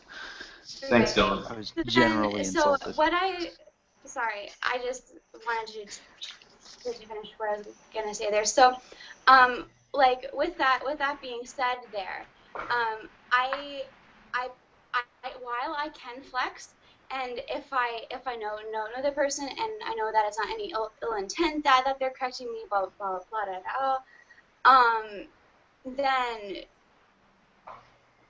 yeah, I can myself flex, but I wish that they would flex a little bit too, and say, I know why you thought that though, or say, yeah, a lot of people tend to think like that, so I understand where you're coming from. I wish that they would like do that a little bit more, but the NTs in my life have done that. So yeah, that's it from me. I think that's a maturity point because I don't think I've reached that. I just say that because like I feel like when you said something about attacking your ability to use logic, like that's never a thought in my mind. Like I'm never thinking that I'm like attacking someone's ability to use logic. I'm just like pointing something out so like they don't mess up something and what they're talking about or something. I don't know, something like that. But like it's never a thought in my mind at least to go like, oh wow, like maybe they thought that I was attacking their use of logic, unless they just went like, and then like maybe I'd start trying to figure it out, like, whoa, what was it that was so upsetting? Like, what would I do? Yeah, it's just the way that you correct. It could be in like one or two sentences, and it appears as like cold or off-putting or something like that. So I'm just saying it is nice if you can add a little bit of fluff in there if you can, but if you don't always do that, a person that really like cares about you and like is your friend, like they'll be able to figure out that you're not. If they're mature, they'll be able to flex and they'll yeah. So. Flex them guns. Hey, Daniel, if you're still there, I'd like your input on this since you're obviously in this call. I'd like to hear your perspective real quick, if you are there. If not, we'll move on. Obviously, we would like to hear a little bit from you as an ENFJ, and your perspective on, say, ENFPs would be valuable. So if you are there, please hop on. I'll give you about 10 seconds. And if you're not, I'm totally here. It's just sorry, I left my headphones where I was, so I'm trying to listen like really close to the. What was the question? I just want to know your perspective on ENFPs. Like as an ENFJ, this is almost a complete opposite for you in the sense of cognitive function. So I really want to hear your perspective, how your relationships have been with ENFPs, and then kind of your perspective on ENFPs. As Trey and I are obviously NT, so we're being sterile and boring. So let's hear an ENFJ perspective. ENFJ perspective on ENFP. Well, I would say that, my sister's an ENFP, and I recently had an adventure with an ENFP, intimately. But an intimate adventure, okay. Yeah, following our last interview. What? Yeah. All right, Daniel, that's good news. Okay, so let's hear about the relationship dynamic here. But you know what it is? I'm not necessarily. ENFPs are an enigma to me among a couple of other types like INTJs that I'm slowly uncovering, and certain types that I haven't normally gelled with throughout my life, like as an ENFJ. There's been a handful of ENFPs in my life. I had a couple of best friends, And a lot of different things stand out between the two types because you're right, they are all pretty much not really similar functions.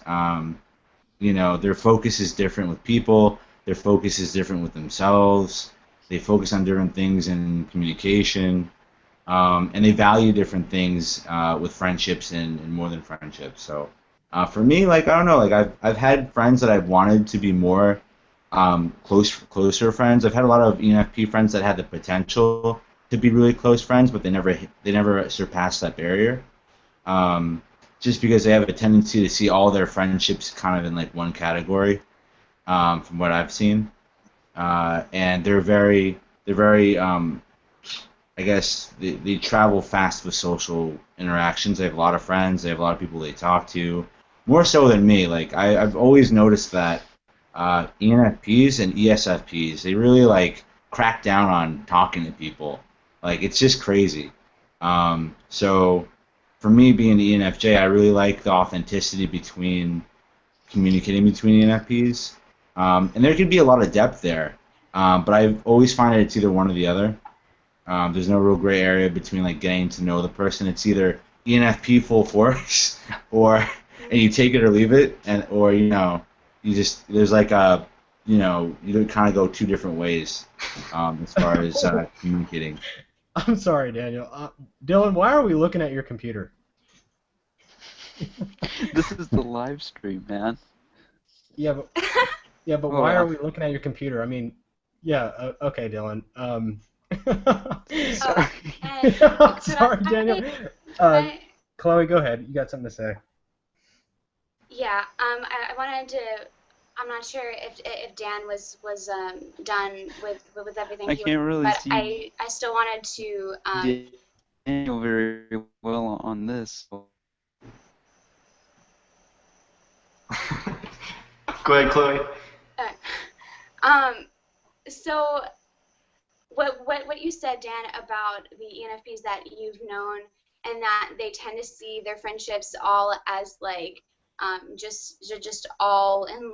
I don't know That's what it appears out on the external. how you said It it, but appears like I feel like those are probably SO types. I'd Yeah. imagine Yeah, hopefully a lot of much. them are SO types. yeah, SO? tends to be a tendency with ENFPs. It's- Enneagram, just for people who are watching that are MBTI and not familiar with Enneagram, SO is the social instinctual variant of Enneagram. So when she said SO types, what she was talking about was Enneagram instinctual variant. And I believe by SO type, you mean SO and the first instinctual variant. Is that correct? Yeah. Yeah. I mean, that's how I'm and referring to can't it. clarify what SO was, but yeah. I Okay, don't know if you so have anything else to say, Daniel. yeah, I was going to Oh, yeah, it's totally right. There's definitely, and that's what I've noticed with ENFPs with that SO variant is that it's a very apparent difference that ENFJs and ENFPs have. The focus is totally different. I've had really good friends that are SX, and as a social variant, primarily, and we gel like crazy, including the girl that I was just associated with. She had an SX preference, and a lot of intimacy really fast. And it's really cool how social variants matter so much. You can get along with some ENFPs, some you can't. Social variants just play like such an insane role in social dynamics. So that's all I have to say about that for now. All right. So, Chloe, I mean, obviously, I don't know where Guys? Dylan went. Oh, yeah, so Dylan disappeared for a second. But anyway, Chloe, so can we go back to, I really want to also capitalize on this. When someone's saying something, and this is very common in my experience as ENFPs. I know you can't speak for all ENFPs, but I'm curious about what your perspective is. When I say something, I say it pretty much face value. It's not meant for a hidden agenda, or unless it's a perverted joke, which I'm known for. It doesn't have a double entendre. So I need to know if ENFPs in particular tend to automatically assume that what I say has some kind of hidden meaning beyond face value. Because I know Trey and I, we pretty much speak at face value. When we say no, people think our no's are so epic, like no. And I mean, it's just no. That's all it is. It's not like no, your whole existence is meaningless and you need to burn. Like, Yes. it's just no. And usually we try to elaborate on that, but by the time we get the no out, it's like, boom, you've been hit by this devastating no, and life. And Your life is like pointless. Trey's hit me with that kind of no before, and it was just devastating. You just destroyed my life. I felt dead inside afterwards. all right, so I want to know. No, it's a new thing. Yeah, and I mean, I'm just saying no, like as in no, that's not right, but I just say no, and it's often taken as You're killing us. what did he really mean by that? Like, did it have another meaning? So our ENFPs I've known in my experience tend to read into my words a lot more than what I mean by them, and it usually winds up in a confrontation for me. So the question, I have two questions for you. Number one is this true for you? And number two is, if so, what can other types do to help better get along with you in order to help you guys not read into it as much?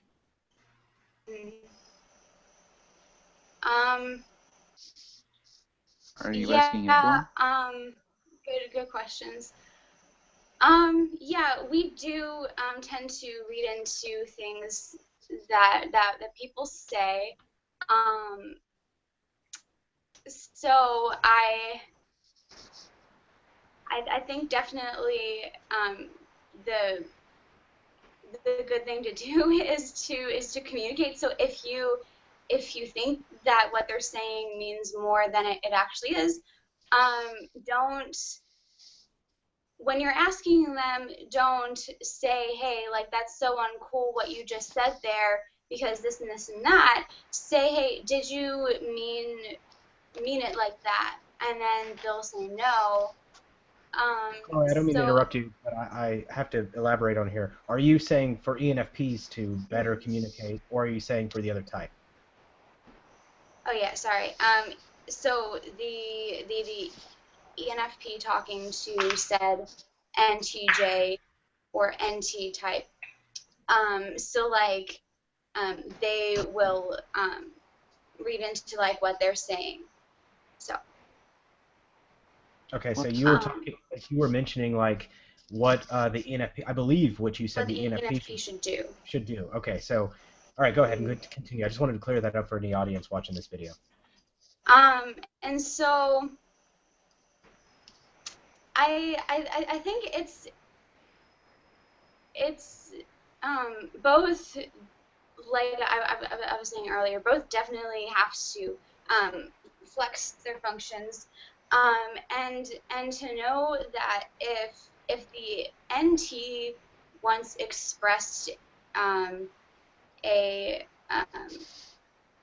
care to affiliate with you, then they like most likely are not insulting you to your face right now with this thing that they just said, and it's just important to think about it from the different angles. But definitely, you definitely should somehow find a way to if you feel really offended and like something could be wrong. I think, yeah, it would be good to tell them that. In fact, they'd probably want you to tell them that, because NTs in my life have told me, like, hey, Chloe, if there's something wrong, like, tell me. I want to hear it, because I won't be able to tell. I won't be able to, like, somehow, like, read into, like, what you're saying, because they don't really do that themselves, if you know what I'm saying. So so yeah, they're just like be straight up. So yeah, it's definitely good to communicate if you, but don't do it in like an accusing fashion, not at all. So I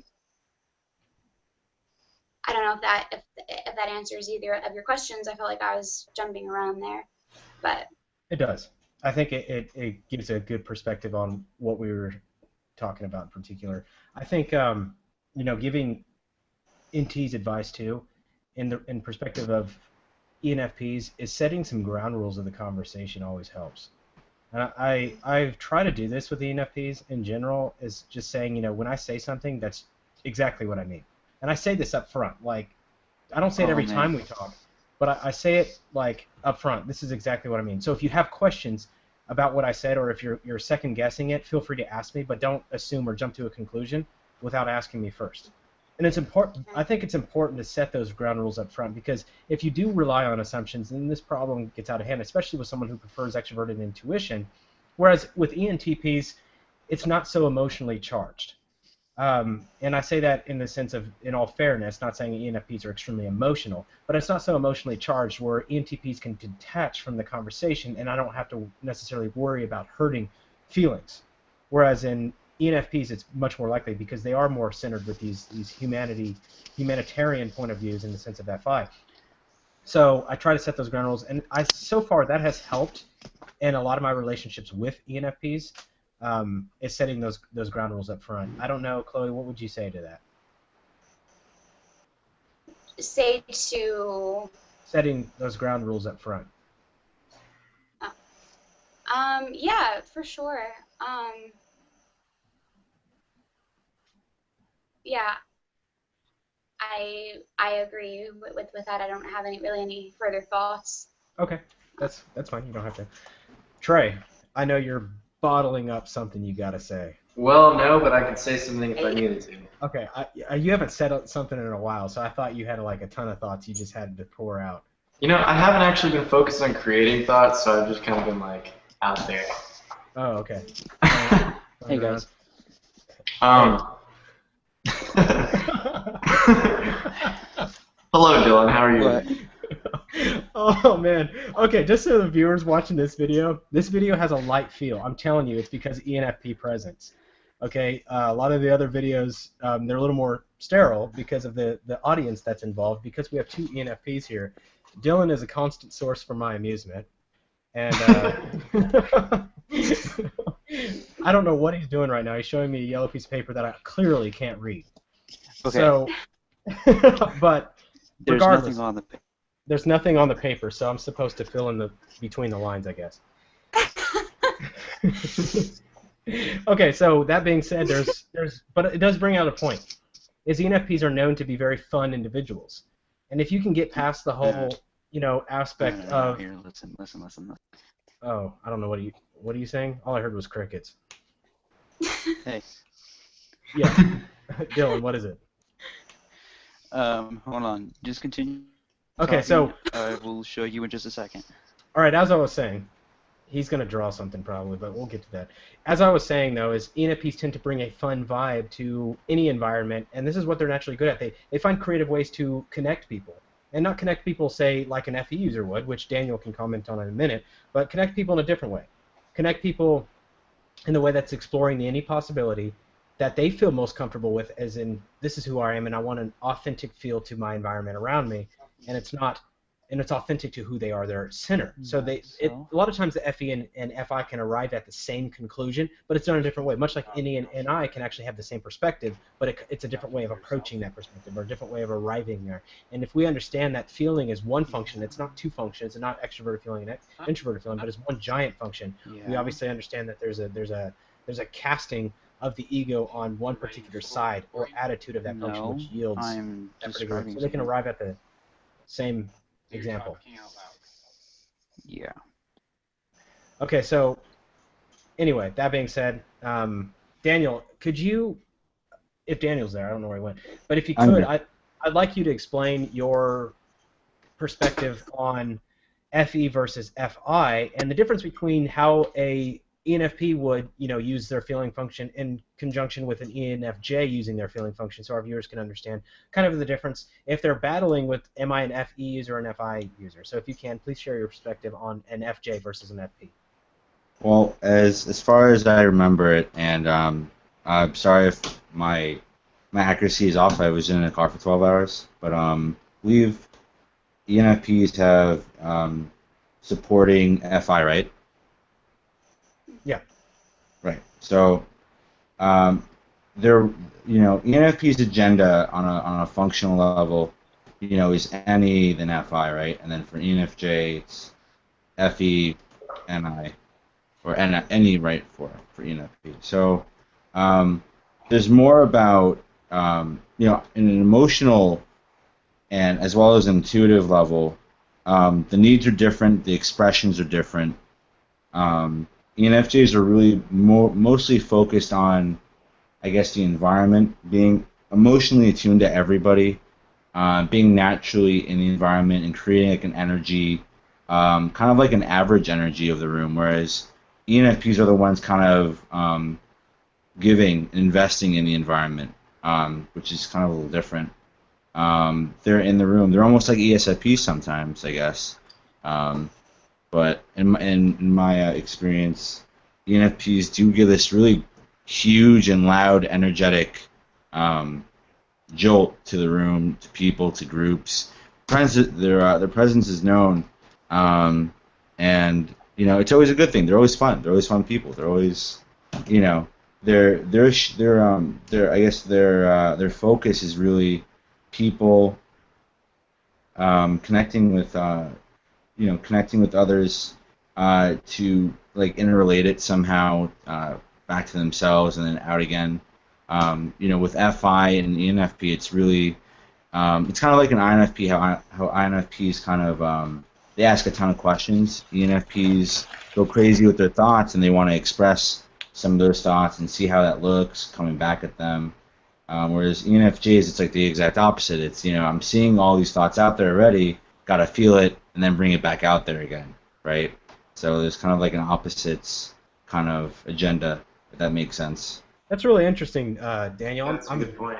I'm very actually interested in hearing that, because what you said that really hit a point with me was they bring, the ENFJ, or the FJs rather, may bring a average feel and kind of balance the group out, but the ENFP is actually investing to increase the overall feel. Did I hear you correctly? Is that what you're saying?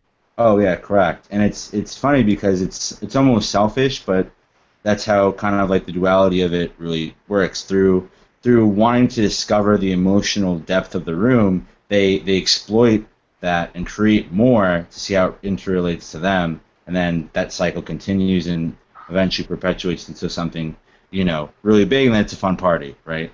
Mm-hmm. So Chloe, would you say that's accurate? I've thought of FE and FI, if we're talking about the difference between those two. I've thought of FE as holding a bunch of little gift boxes in their hands, and they're like throwing them all over the room. So, and like everyone gets one. And FI is, so it's extensive, FE is in that sense. And then FI is more intensive in its giving. So it'll focus on one person or like a couple or something, and they will gift them with one big thing. And so yeah, that's kind of how I've seen it.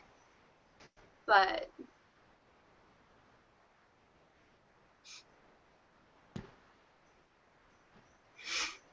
you said but. I was waiting for the sentence to finish. But I don't really know how I was going to finish that. I mean, if you're done, we can move on. I just was waiting. Can you repeat, Dan, what you said about the comparison between the ENFJ and ENFP? Well, like as you were saying, I was, I'm in agreement with you. We both, being both those types, we give the environment the same thing. We give it energy, but the specialization is different, right? Like you said, the gift boxes. We came loaded with a machine gun of gifts, and we're just kind of like spraying, praying the room with energy. And then FI is like doing the same thing in its own little way. And ESFPs do that in a different way.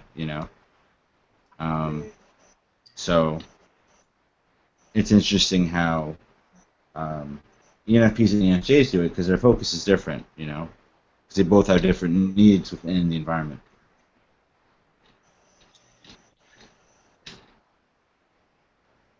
Chloe, are you about to say something? No. Okay, No. because you asked him to repeat it, so I wanted to make sure. I wanted to make sure that you were finished. Hey, Dylan, you are on mute right now. I muted you because I wasn't sure you were making a lot of noise earlier, so I muted you. But if you do need to say something, just wave your hand and I'll take you off mute. Okay, so he's gonna say something. Hold on, let's turn it back on. All right, Dylan, you're on. You're on. Hey, Can you guys hear me? Hey, Dylan, what's up, bro?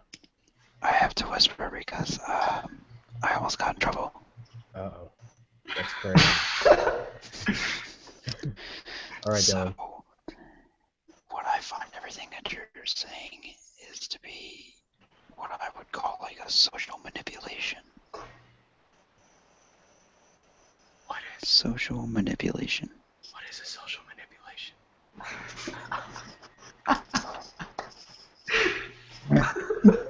What is this social manipulation?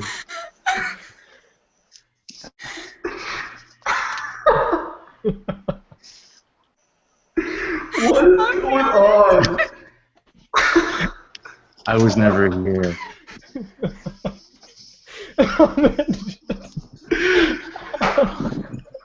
I can't do this anymore. You didn't see any ENFJs or ENFPs enter this room. Just walk away. I can't handle this. I got tears in my eyes. I'm trying to. Hey guys, can you hear me? Oh, that made me so happy. Yeah, I can hear you now, Dylan. You're good. Glad I can see. I'm glad I can stutter. Oh.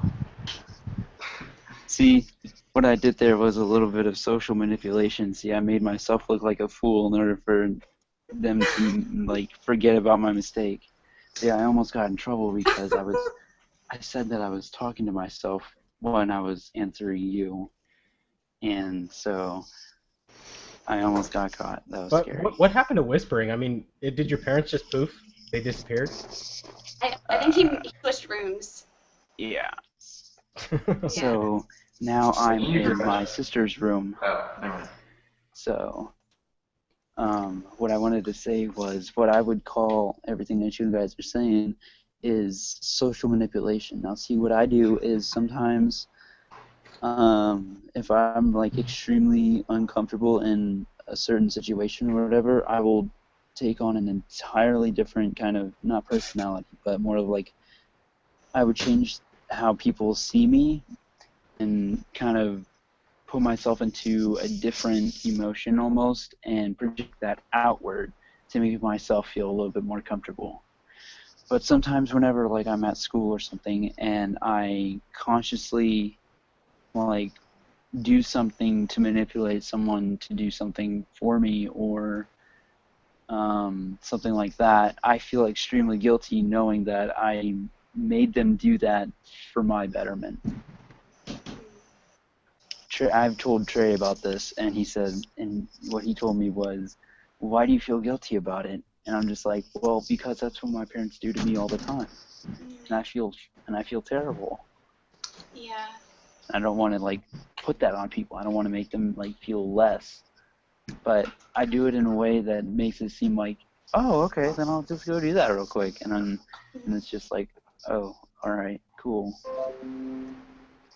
I guess you could do that. I do want to comment on that particular thing. Being raised in a family that has a sensing preference and as an ENFP, which is obviously sensing your last function, or rather, your fourth function. I would like to know. We're going to talk about inferior functions. I did have a comment on the channel. Somebody wanted to know inferior functions of both ENFJ and ENFP and how they relate and how it actually plays a role in personality, but we'll get into that in a second. Dylan, being in a family with, you said both your parents are sensing preference, which is very, very likely, and being an ENFP, please share with us, if you're willing, to, how your experience has been growing up in a family that both has a sensing preference and with an extroverted intuitive. You mentioned earlier is the bane of their existence, but can you elaborate more on, what challenges you've had as an ENFP, in particular, being able to express your views or opinions or insights with your parents, and what challenges you may have had with that, and how you've actually been able to get through to them if you have. Oh man. Mostly what the problem usually is the inability to kind of express open adventures, pretty much being mindful or anything like that. So like talking about space or aliens. Trey, don't get me started on aliens. And anything of the unknown. Or me. And so what pretty much happens is when you start a conversation or something like that, it kind of just shuts down. Like because they're more based on the logical and what can happen instead of what could happen. And a lot of times whenever I'm doing something, I immediately switch into something else, and they don't like that. They call that half-assing. When in reality, the order of necessity has just changed. So if I'm like taking care of the dogs and I see a snake, the order of necessity is about to change. I need to take care of that snake instead of taking care of the dogs, otherwise the dogs are going to die. What they see is, oh, he's going to go mess with that snake and completely forget about the dogs. So have you been able to rectify this? With that is I can't explain my thinking. Have you been able to rectify because whenever any I try to switch into my TE and explain to them exactly what I'm thinking, it's really, really hard because they really don't want to hear crap about NE or anything like that, or having to do with MBT or MBTI or anything like that, because I don't know why. They just don't really care for it or something like that, but they downplay it like it's a bad thing to talk about. Like, don't talk about that. And so whenever I try to explain something and tell them that's my NE, that's my extrovert intuition, they're always telling me, don't give me that crap. And I'm like, that's not crap, that's actually what's happening here. You don't understand that. And so it's really, really difficult for me to explain things. And as I've gotten older, it's becoming a nuisance pretty much. It's really, I don't want to be cliche, but a blessing and a curse. Whenever it comes to being with other people, my NE can skyrocket, and I'm able to express anything, and they could either care or don't care. I don't really know them, or if I do know them, I know them well enough to know that they're not going to, like, all bad. What are you doing in here? Sorry. Okay, I'm talking. Get out. Okay, fine. Jesus. I knew that was happening. My NI was going to tell me that. My NI was telling me that was going to happen. Oh, man. All right, back to this. You're so busted.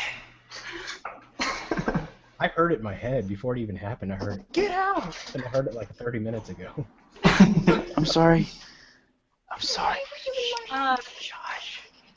Okay, so I'm talking. we're gonna mute Dylan for a second until he rectifies the situation.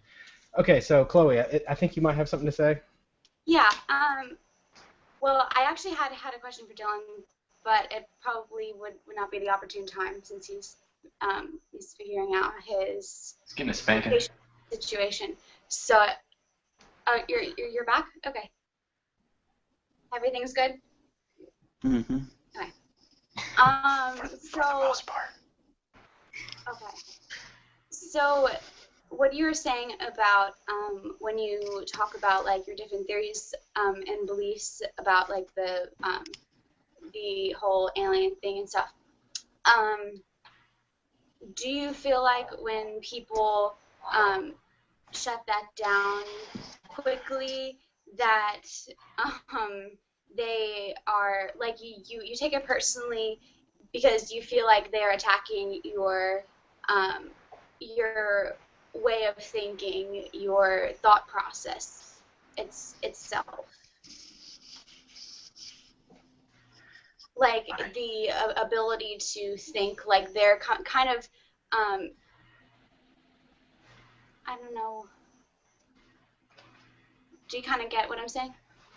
Or should I try and restate the question?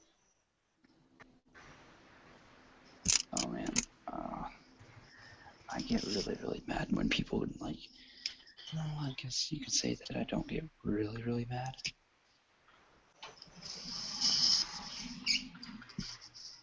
Well, that was a short answer.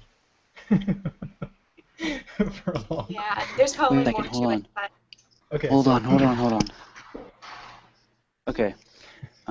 If I am in like a new group of people, they'll usually be pretty accepting of that fact, or they'll be really open-minded. Well, whenever I talk about stuff like what could happen, Like with my parents, they're really closed-minded, so they're like, no, that's not going to happen because that can't happen. And then when I tell them, yes, it could happen because due to the law of infinite possibility, that could happen.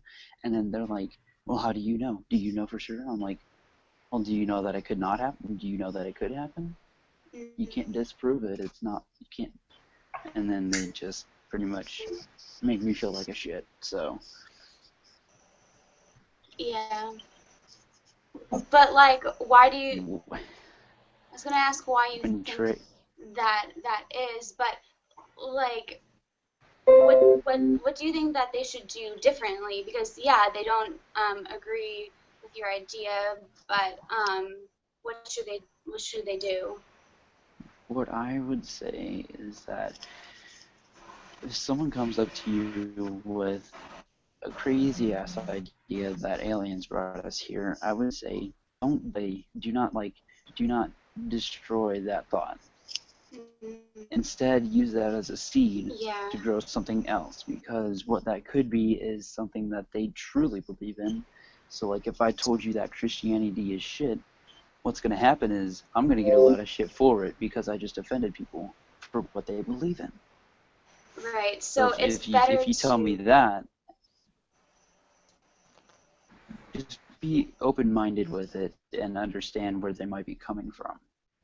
Because, like, there could be a lot behind that they're not quite capable of explaining just yet. So just kind of go with it for a minute, be open-minded, and insert a few ideas of your own that could go along with it and kind of push it forward, you know? Because they might feel a little different about it within themselves. Yeah. And even if they, I don't know, if they should say, I don't know if I agree with that or not, but it's really cool how you think about things that not a lot of other people do. Like you're very, I don't know, just like affirm you in some way. So still state their opinion as it stands, but would you agree with that? Okay, I got a question from a YouTuber that I wanna address. So, INTJ guy that posted earlier, Saren, he said ENFPs always tend to jump to the next ship and find it easily to move on discourse with others once they got the insight or translation needed to interpret it to others from me. The ENFPs I tend to meet were usually all in relationships, even though I could hit it off with them, and my morals do not allow me to, like trying to cross a bridge, as I see it is weakly structurally built, and that without proof or clear demonstration from ENFP feelings, I will not dare or bother to cross. I guess I don't fully understand what he's writing here, but I guess at this point that he's saying, and you can always feel free to correct me, Saren, if you comment again. I guess what he's saying is that, you know, he wants to have, I guess, certainty. He wants to have that certainty of feelings, and I don't think he's always getting it. And he says it's like weakly structured, and their ability to move on is significantly easy, is what he's stating in his experience. Chloe, could you share that if you had a relationship, was it particularly easy to move on, or did you find it that it was actually, you know, you were like solid in it, or what's your experience with that?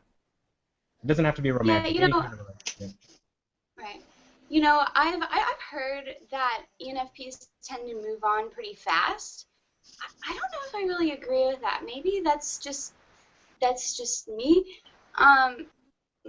Now I do know that if there's a conflict between me and someone else, and it's addressed, and either person has stated what's going on, they've made up, they've brought it up, then I'm quickly able to tap out of those negative emotions that I was feeling, because I'm like, oh, okay, so I feel okay, I think things are okay again, so I don't really like hold on to what just happened. Like, I feel very relieved, and I feel quite positive.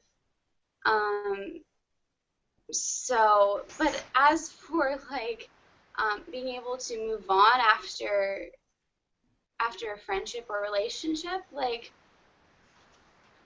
I don't know. Dylan, what do you think about that, if I can pass that on to Dylan?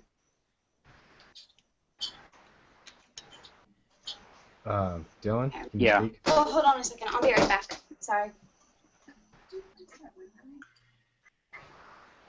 Yeah, sorry. I was just about to brush my teeth and wash my face, but I'd quickly rush out of the bathroom so that way I could answer this question. Okay. What I would say Dylan, is, I gotta ask you, why are you in the dark? Does that make you more quiet? I am the night.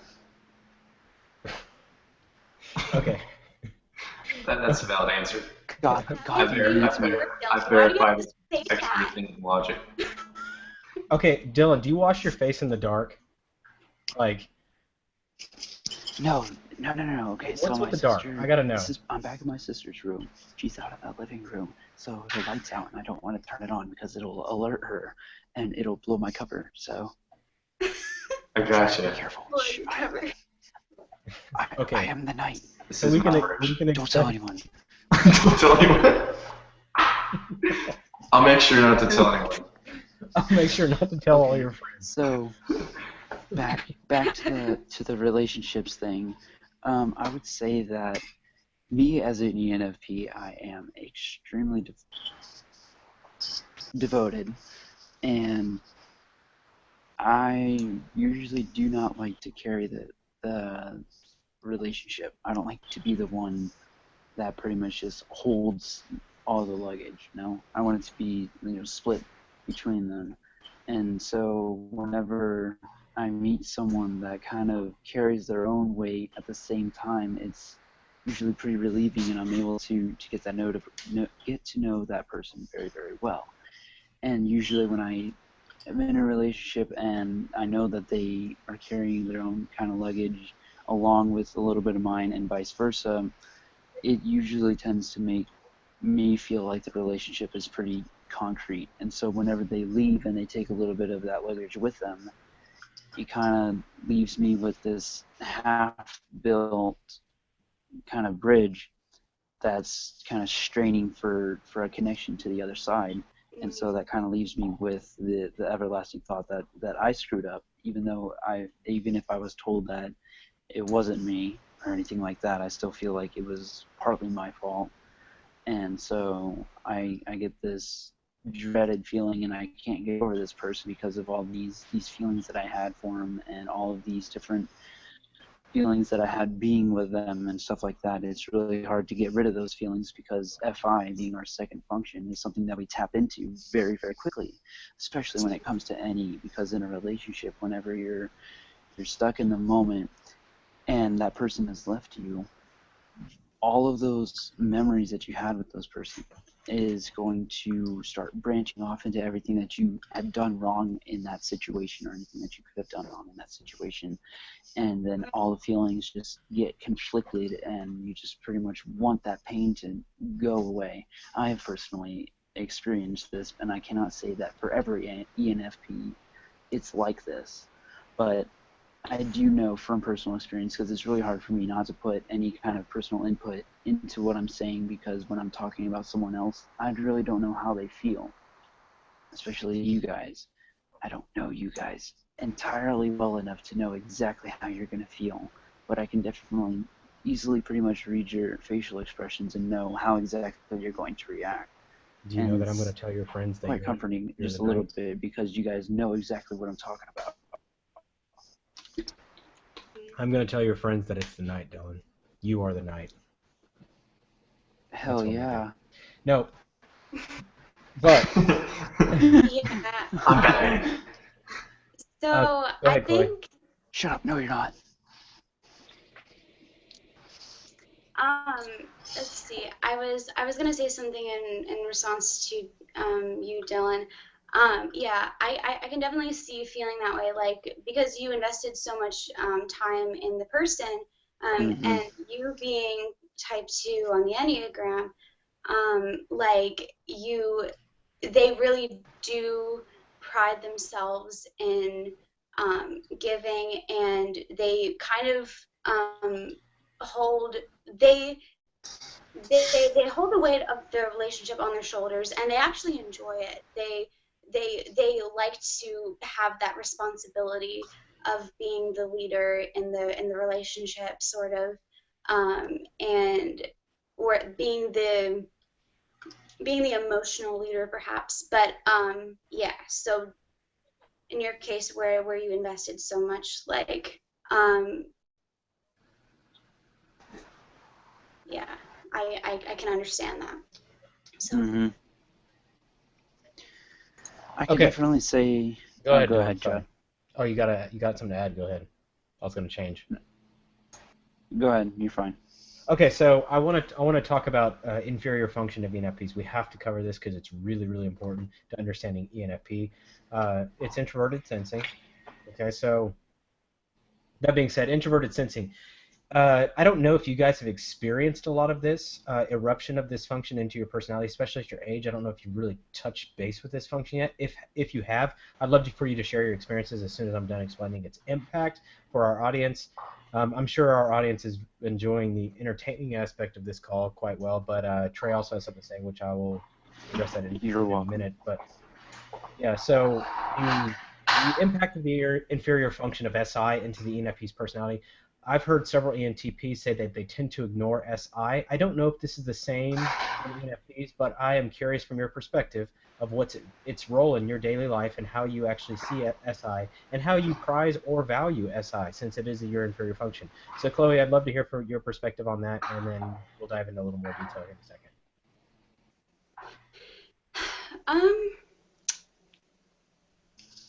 I find with me, I can feel it erupting SI and erupting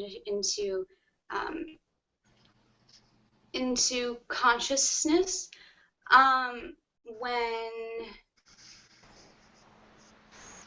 like, based off of like friendships that I've had in the past, people that I've spent a lot of time talking to, when with the people that are currently in my life, when they say something that is that sounds like this other guy said, or it sounds like something this other girl said, it brings me back to the past friendship, and it kind of brings, I literally feel like I'm talking to the other person again, like that they're one and the same, and it can make me feel wary of the person. I'm like, whoa, like this person is that person, and it can alarm me if that said person in the past wasn't good, if they were toxic. And so it, like, then again, it is just a perceiving function. So then my NE tries to explore all the possibilities as to, like, is this person bad or not? Yeah, it's difficult to explain, but yeah, and I correlate similarity. Like, there's 4 or 5 different people in my life, and they all are very similar to me, and I don't know if that means that maybe they're all the same MBTI type. I very well think that they could be, and I feel like it sort of like helps me to understand the people that are currently in my life, you know, like based off of those other people. Like I said, I don't know if those perceptions are always right, because just because somebody said something that sounds like this toxic person said, it doesn't mean that it's toxic or they're toxic. But I still wonder. And yeah, that's pretty much it. Okay. Thank you for sharing. I don't know if Dylan has experienced the same. Well, Trey, you had something to say. I did. Yeah, let's hear it. So I was gonna say that I think it's a pretty good. It would be pretty good to point out the difference between ME over SI versus SI over NE. And I think that the difference is, for SI, it seems like they find things that are, it's associations in the mind, but it's like a storehouse of these associations. While extroverted intuition is quickly finding associations between things. What I see as interesting is it seems like for SI over NE, you have ways to do things, and then they find out that that way is not always the best way. And so then extroverted intuition is sort of trying to find different ways to do things, different ways to improve what they already had. So for SI over NE, sorry, I was thinking about a few things. SI over NE is more like, I have this way to do something, how can it be better? It's kind of improving on the original idea, or finding different ways that it can kind of be changed, or really improved is what they're looking for, so that they have a better way of doing things in the end. That's like an SI over NE. NE over SI seems to be, let's find all the best ways to do, let's find all the different ways to do something and find out which one's the best one, and remember that one. And so like they don't want to be limited to any kind of understanding of the way that it's supposed to be.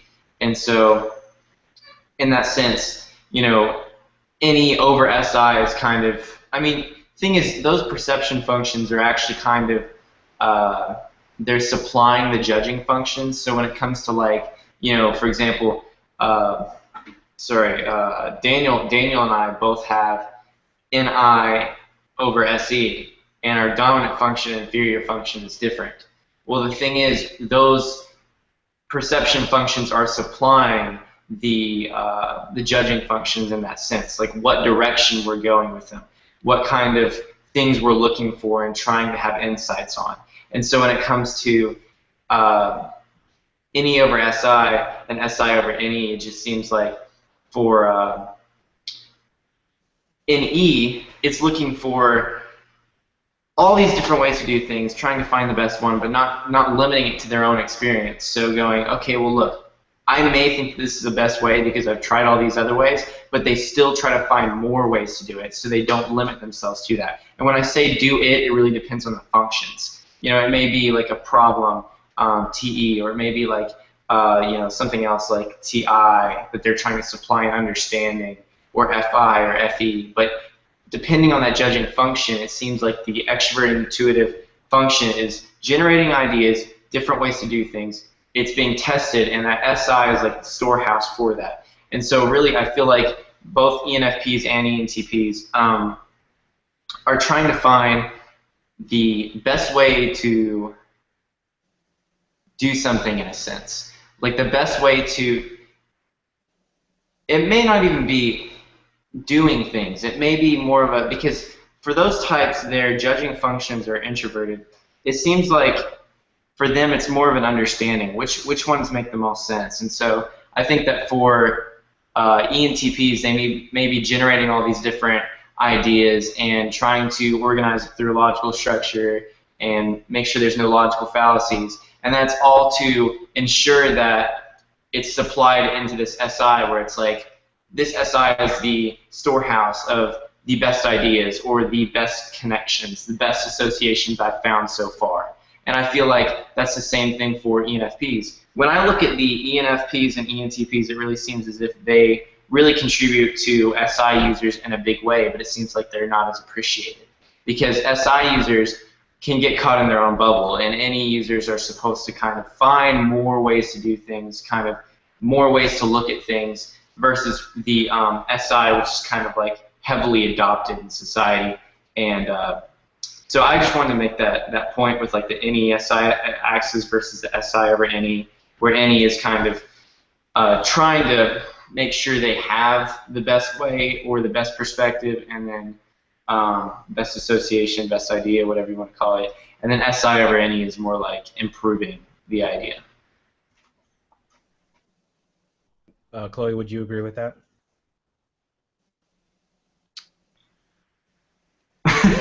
Yeah, I would say so. Okay, I'm gonna let Dylan hop on. He looks urgent. He has to really say something. Dylan. Okay, so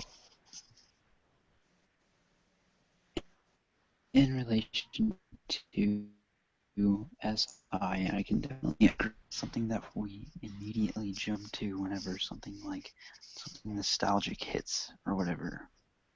Like we immediately jump to our SI. And then sometimes, like for me, I go through my TE and my SI, and they kind of switch places on and off whenever I'm connecting some thoughts to others. Like if I'm trying to figure out whether a dream that I had when I was younger was actually real, or if it was a dream. And Yeah.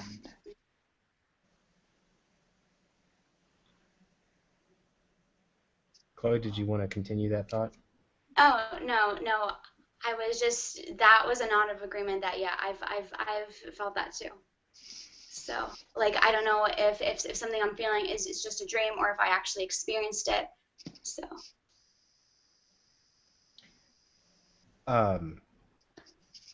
Dylan, I don't know if Yeah. you're asking us to be quiet by putting up this, or is that like more of a one minute thing? But I don't think That's they can hear us.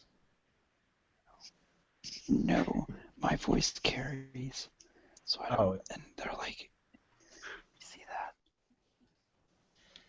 They sleep on the other side of that wall, and I can hear them. So them. do you also see dead people? I'm terrified. Are you in your room now? Come on, man. I am. This is my room. Okay. And Well, my parents are on the other side of So- the wall. So do we call this mission accomplished? You made it back to home base? Chloe, were you actually going to make a serious point, or were you going to play into his dilemma? Wait, me? Yeah, I thought you had something to say. Oh, no. Just he said a statement about how he will have a feeling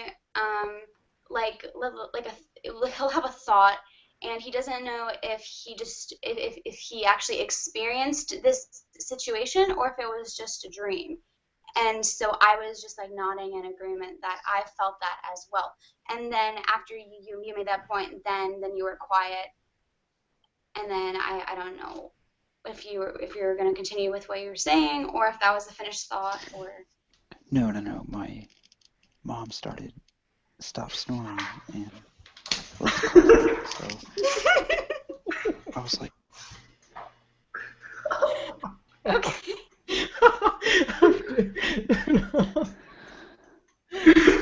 Oh my god. This is just too much. This is too crazy. I can't. Okay, but Dylan, so you were talking about the nostalgia that you've experienced, and that you, yeah. So. Hey, I have a question to interject. Please, Daniel, please. I love you, Daniel. In regards to SI, seeing like people that remind you of other people, thoughts that you used to have in your environment, and trying to kind of, I feel like for me, SI is like really like a struggle of overcoming past memories and experiences, I guess. Whereas for other people, it's like in the forefront, and like their memories are like it's controlled. They don't need to. They could if they want, but they have that power. Because like I'll give you a great example. I went to a family gathering yesterday. A lot of people, right? Like around 100 something. One of my cousins from Israel came with like a new girlfriend, and I'm not trying to keep bringing up this type, but she was an ISFP, and she had a lot of like different, I guess, facial expressions like someone I used to know, a whole bunch of like things that I used to know, and I'm like, damn it, now all these thoughts are coming back, and I'm like, what the hell? What is this? And I'm trying not to think about it, but then I catch myself just staring at her. I'm like, what the fuck? Why do people just keep coming up that look like her? You know what I mean? And it's like there's no feelings tied to it anymore, but it's just like it's so interesting how you'll find people in life that look like people you know or used to know, and yeah, and nostalgia. My main point was nostalgia, right? With SI, is there a correlation? Oh yeah, is there a correlation? That's the question. Yeah. I've seen, I don't know if this even ties into anything, but I've seen Blake a lot of times. He'll just meet somebody and he'll just go, like, I think I've seen you before, or he'll even go like, no, I've met someone that like, it's like, their face is familiar, or something like that. I don't know. He does that a lot, like, and he'll try to relate it, and then he'll actually remember really well, which is like weird because I probably wouldn't have. I'm very infamous of like meeting people and saying that they look like celebrities because of like whatever I see on their face. Like almost, I don't know. It's a very common thing I do when I see somebody. Like, oh, you look like this person that is totally not relevant to meeting you. And they're like, I don't know what to say about that. And I'm like, yeah, sorry. Okay, so I want to take this back on a serious point, and then I'm gonna let you guys carry it for a little bit. But the serious point is this: it's a question rather. TI is your inferior, Daniel, and SI is the inferior of the ENFP. This is quite different. One is a perceiving inferior, and one is a logical inferior. So, with that being said, who's whispering? Is it you whispering? Okay, so with that being said, this is what really differentiates the apparent visibility of a difference between an ENFP and an ENFJ is the role that the inferior plays. And Daniel, can you elaborate on TI and how it manifests in your personality? I think it's always something I'm trying to subconsciously seek. And I kind of put on a demeanor that tries to seek the experience of having a stronger TI unknowingly. That makes sense? So I always try to not be more logical cognitively, but just kind of be more with my thoughts. Like I'm always surrounding myself with people who are not smarter than me, but they're more logical. And, I like role-playing myself into somebody who, I always have this tendency to role-play myself functions that I don't necessarily make sense.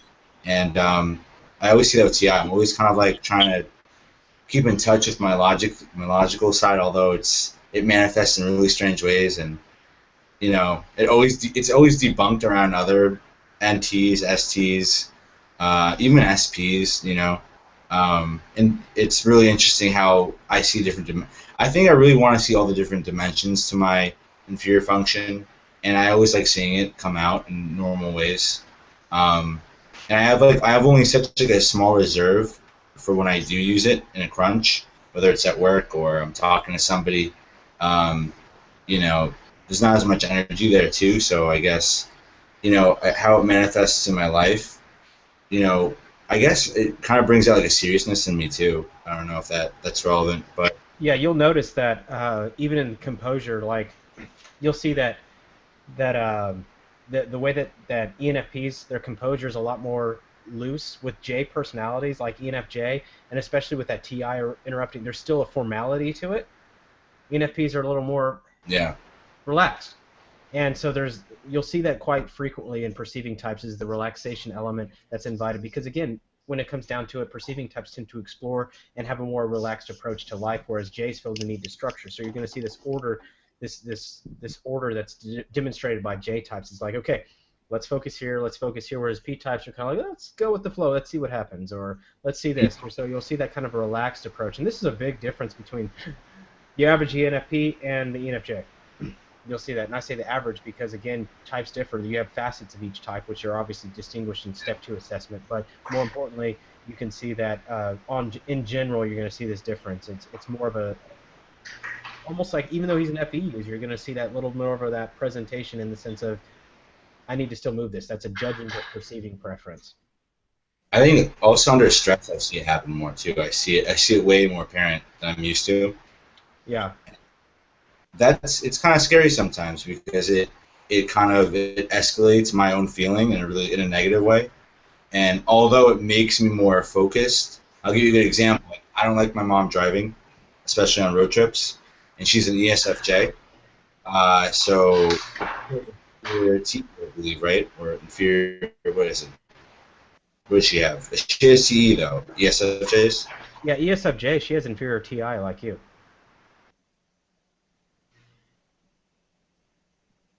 Did you hear me? But yeah, No, I didn't hear you. She has inferior TI like you do as a ESFJ. Oh, she has inferior TI. Wait, I'm sorry. Who are we talking about again? His mom. This ESFJ? Oh, his mom. So, bringing the example, like, a good example is my mom. She's a really bad driver, and it freaks me out, like, to no end. So, like, I jump levels of stress, and I always find myself getting into, like, every little detail of what she's doing and how it's either incorrect or correct. And it's, like, almost a basic level of logic that I'm trying to apply to this. And I found myself today doing that. I was like, No. I'm sorry. I'm so sorry. No, I'm outside right now, and I was trying to get the flashlight on my phone to work, and the control center or whatever, it wouldn't leave the flashlight on, so that way you guys could see me, and I sighed because I was frustrated, man. I'm sorry. I just heard. Oh, come on. Jeez. What is that relevant to anything right now? I can't take it, Dylan. You're killing me. He's just explaining why he sighed. It's okay, Dylan. It's okay. Oh man, this guy is killing me. I can't do it. I can't take it anymore. I've Daniel, please continue your point. all right, yeah, like, let me TI presence back now. But yeah, no. So it's interesting how, like, my inferior function plays a very basic role when it comes out. I'm sorry. I can't contain myself. Oh my. Oh. Whew. Okay. This is ridiculous. All right, Daniel, go ahead. I got it. I'm good. You have this. All right. Yeah, I got it. ENFP Albert. Yeah, we're good. Let's go. All right. So I don't know if that makes sense. How inferior. No. Inferior functions play in my life. It's on a very basic level, especially when it comes out in stressful situations. Whether it's at work or personal, like dealing with people, it mostly comes out. Seeing somebody who can't handle their own kind of experience makes me extend outwards, especially with, I guess, something like that, where I'm put under a stressful situation. Unless it's with, like, a conversation with, like, an INTP or somebody who has a dominant sense of thinking, there's that gray area again because it's not really present. But then when it is very stressful environment or very proactive, and it kind of gels with communication and everything that ENFJ wants, right? So two birds with one stone, and then one that's pushed. I don't know how that would necessarily manifest with inferior ENFP's functions. Hey, I have a quick question for you, Daniel. Yeah. Do you have SI or SE? SE. SE. SE, okay. And what function is that? Is that like your third, fourth, or your first, or third? Tertiary. Third. Okay. How can you tell whenever that's starting to kick in? Kind of like how an ENFP can tell when their SI is kicking in, whether it be like a nostalgic moment or something like that. You have SE. Elaborate. What is SE? Because I think that's what the question is. Yeah. Well, what is SE, and kind of how do you know when it's kicking in, or how can you tell when you're using it? Well, it's like it's kind of like I'm always in my environment in like a ADD and passive way. Like, I can be very focused on somebody for a certain amount of time, and then somehow I just go and stare at everything else. But I'm still listening, like 33% of the time, and I'll come in and out occasionally. But then I realized during that like kind of schizophrenic, like in and out of listening and paying attention to my environment and focusing on. See, that's what I think the struggle for me is. I focus on people, but I also focus on the environment in very unnecessary ways, like very detailed ways. Whereas if you talk to an ISTP, like, they're always in their environment, they're always just there, right? And then when you're talking to them, it's just like, yeah, they're very focused as well, but that's because they get energy from it. For me, it's like a push and pull for energy. So like if I'm in a room full of you guys, it's like great. Like if I was like actually in a room full of you guys, it would be great because you guys would be the only things I'd be like focused on. But if I'm in a restaurant, I'm gonna focus on like my friend or my girlfriend maybe 20% of the time, and then go around the whole room, the 80%, but try and maintain that conversation and be there in a very authentic way. And, remember that not to get carried away. It's like that the center is like the, who's that comedian? Who's that? Shoot, he's a really great example. Kevin Hart. SE is like my Kevin Hart. He's got like two like serious tall guys who like whatever, and then you have Kevin Hart behind him like, hey guys, look at me, look, hey, and like he's just like in the environment. Kevin Hart's just like being silly, and kind of like how Dylan's being, right? Dylan's like a really good example of my SE. Like you have a whole bunch of serious going on, authentic communication, feeling, and then Dylan's like, oh, out of nowhere, and then that makes me like, oh wait, something else in the room, and I got to focus on that, and then everybody gets distracted. So for me, it's kind of distracting, and that's like my observational perspective, like how SE works. When I'm actually doing like sports or something physical, I get very focused. Get super duper focused. So all outward, right? And then it's all like how I work with that for all my other functions, But it mostly has to play a role in people and communicating with people and visually, like understanding social cues, subtleties, energies. Anything I can pick up visually, SE kicks in like crazy. So it's got a whole bunch of different applications, but for the most part, it's a huge distraction. It's at one point. At one point, you can ask me like, Dan, like, why the hell do you know so much about little subtleties in people? It's just like how I grew up to kind of just look at people, just how everybody kind of grows up, focus on other things. But that makes sense. I can kind of get that. You focus more on what's around you than what you're doing in the moment. I mean, obviously you know what you're doing because like you can't just be like, oh look, a squirrel. I'm gonna completely forget about my entire body and just go figure out how to get that squirrel. Yeah. Obviously. Right. So I do find I it have kind of those interesting moments. that you focus so much on that because what I do is sometimes I'll focus on one person, and it's whoever I'm talking to or whoever the group is that I'm talking to. I'll focus on each and every one of them instead of everything that's going on around me. So I'll zero in, and then I'll kind of go through, see how everyone's reacting to what I'm saying, and sometimes whatever they're expressing will affect how I'm talking. Do you get that sometimes, or like if someone mentions something, like if you're in the room and you're in a room full of a whole bunch of people and someone for whatever reason mentions Star Trek and you're like a Star Trek fanatic, so you'd be like, oh my gosh, I know so much shit about that.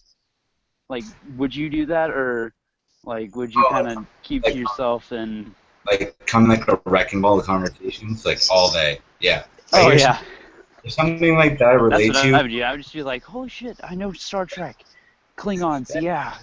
That's like me coming in like on a wrecking ball and then I'm saying, did somebody say Segway? And then that's me. All right, so guys, there's a lot I wanted to cover, but we've already went way past the level of what we. Oh man, I'm so sorry, Chad. Dylan, yeah, I don't think our viewers are upset that you derailed the conversation.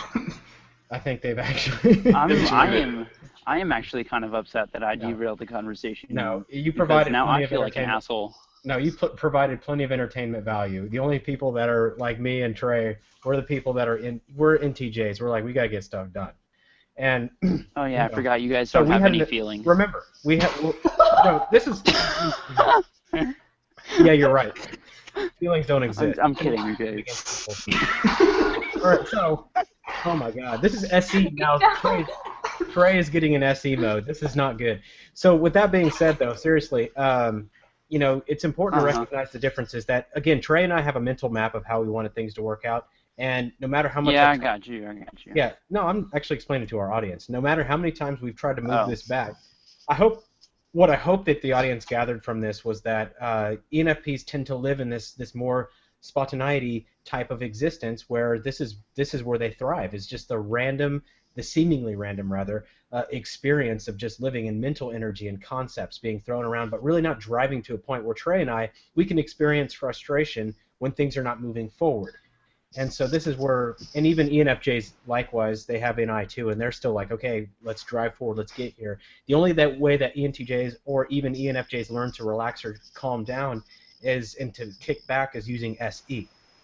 Okay, so SE is their relaxation. It's their ability to be able to do things with a here and now moment. But unlike that, which is what we're currently discussing, is that the challenge with us is that we're always trying to drive things forward, where I hope the audience really can understand how ENFPs prefer to live. And we've had a lot of entertainment moments in here, you know, and this is already a very long video, so, and typically I try to keep these shorter than 2 hours, and it's already over 2 hours. So that being said, I am going to end this call, but actually in the broadcast, the call can remain, but the broadcast will be ended. But I do want to say this last note, is that if you're challenged with understanding ENFPs, join our forum. There's plenty of ENFPs on there. Get on Slack, whatever you need to do.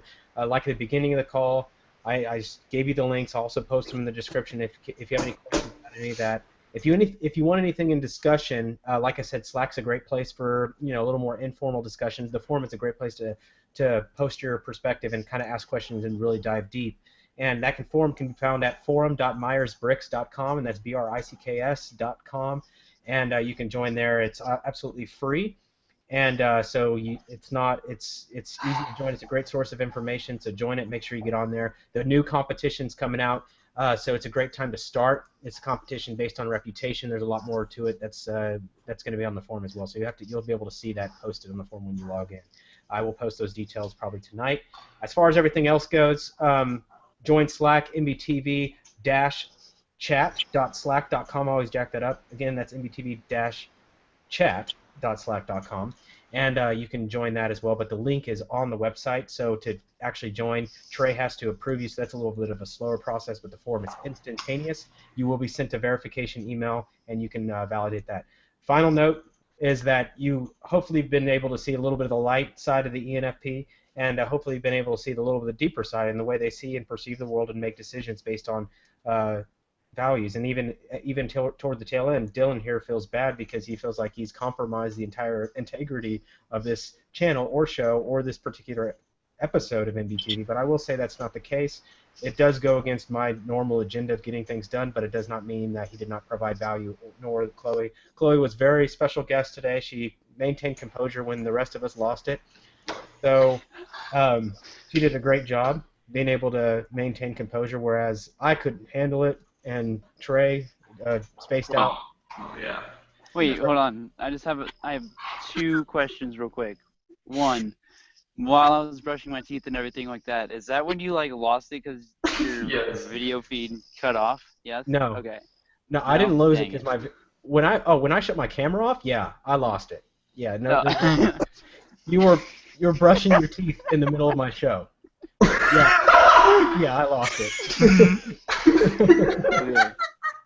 And the second question is, could you keep this video up on your, are you gonna keep this video up on your channel? Yeah, it's on my channel right now. It's live.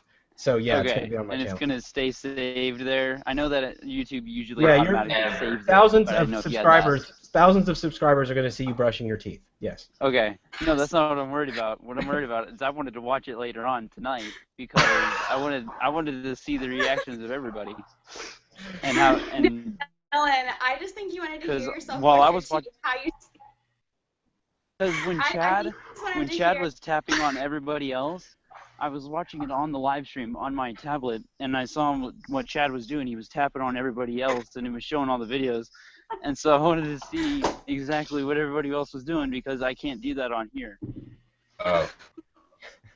Trust me, I knew I was brushing my teeth. I really don't care about that.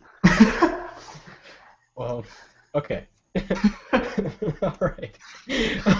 Any other last words? Chloe, do you have any final notes? I'd love to hear what you have to say. Then we'll finish out with Trey.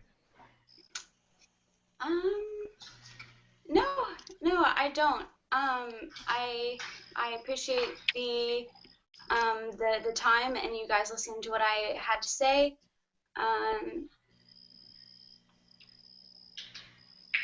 Okay, so she's Daniel. Anything you'd like to add? It was a really interesting and not something I'm used to. having in one of your interceptions, but I literally hear crickets. Damn it! What the hell is this? I can't take this crap. I was just kidding about that. What the hell is this? Okay, Daniel, please continue your point. I muted Dylan because I'm about to lose my shit. Bring it back. Right? Come on, be that NJ that you are. Do what? Get through it. If you can't. The crickets are muted. Be the NJ that you are. The crickets are muted. That's the NJ. Shut up. Okay, Daniel. All right. No. I think we lost you, Daniel. Connection's bad. Yeah. Very bad. Okay, go ahead. You're good right now. I'm good. Okay, so good interview. Back to you, Chad. Okay, Trey. All right. I was just gonna make a point that with my ENFP friend Kyle, he, you know, he'll do something very similar where he does not care about any kind of norms or anything of the sort. It is all about some really awesome, like, I think it's fun a lot of times. He'll just find something crazy, just like bring out of nowhere. And when I'm in SE mode, there's nothing more fun than that, man, because you don't know what's coming next. So I just like to point that out because he said like he was brushing his teeth during the video. He didn't care. Just brush his teeth, man. Like, but for us, we're like, Okay, wait, what? When It's the an dog started MBTV barking, I video. just wanted to clear this up. I would tried to mute never myself. ever brush my teeth on MBTVs. I was actually trying to mute myself when the dogs were barking. That's an because I interesting realized that perspective, was so. a nuisance. All right. Thank you, everybody, for attending this broadcast, and I appreciate all of our guests. And I don't think I can handle the crickets right now, so I'm ending this broadcast, and I'm going to unmute Dylan in a second. So thank you, everybody, and I feel free. We're gonna do this again. Definitely ENFP, and I'm gonna do it right next time. We're gonna really get some down to this stuff because I have a whole list of stuff I didn't even get to. So, all right, guys. Thank you so much, and we'll see you next time.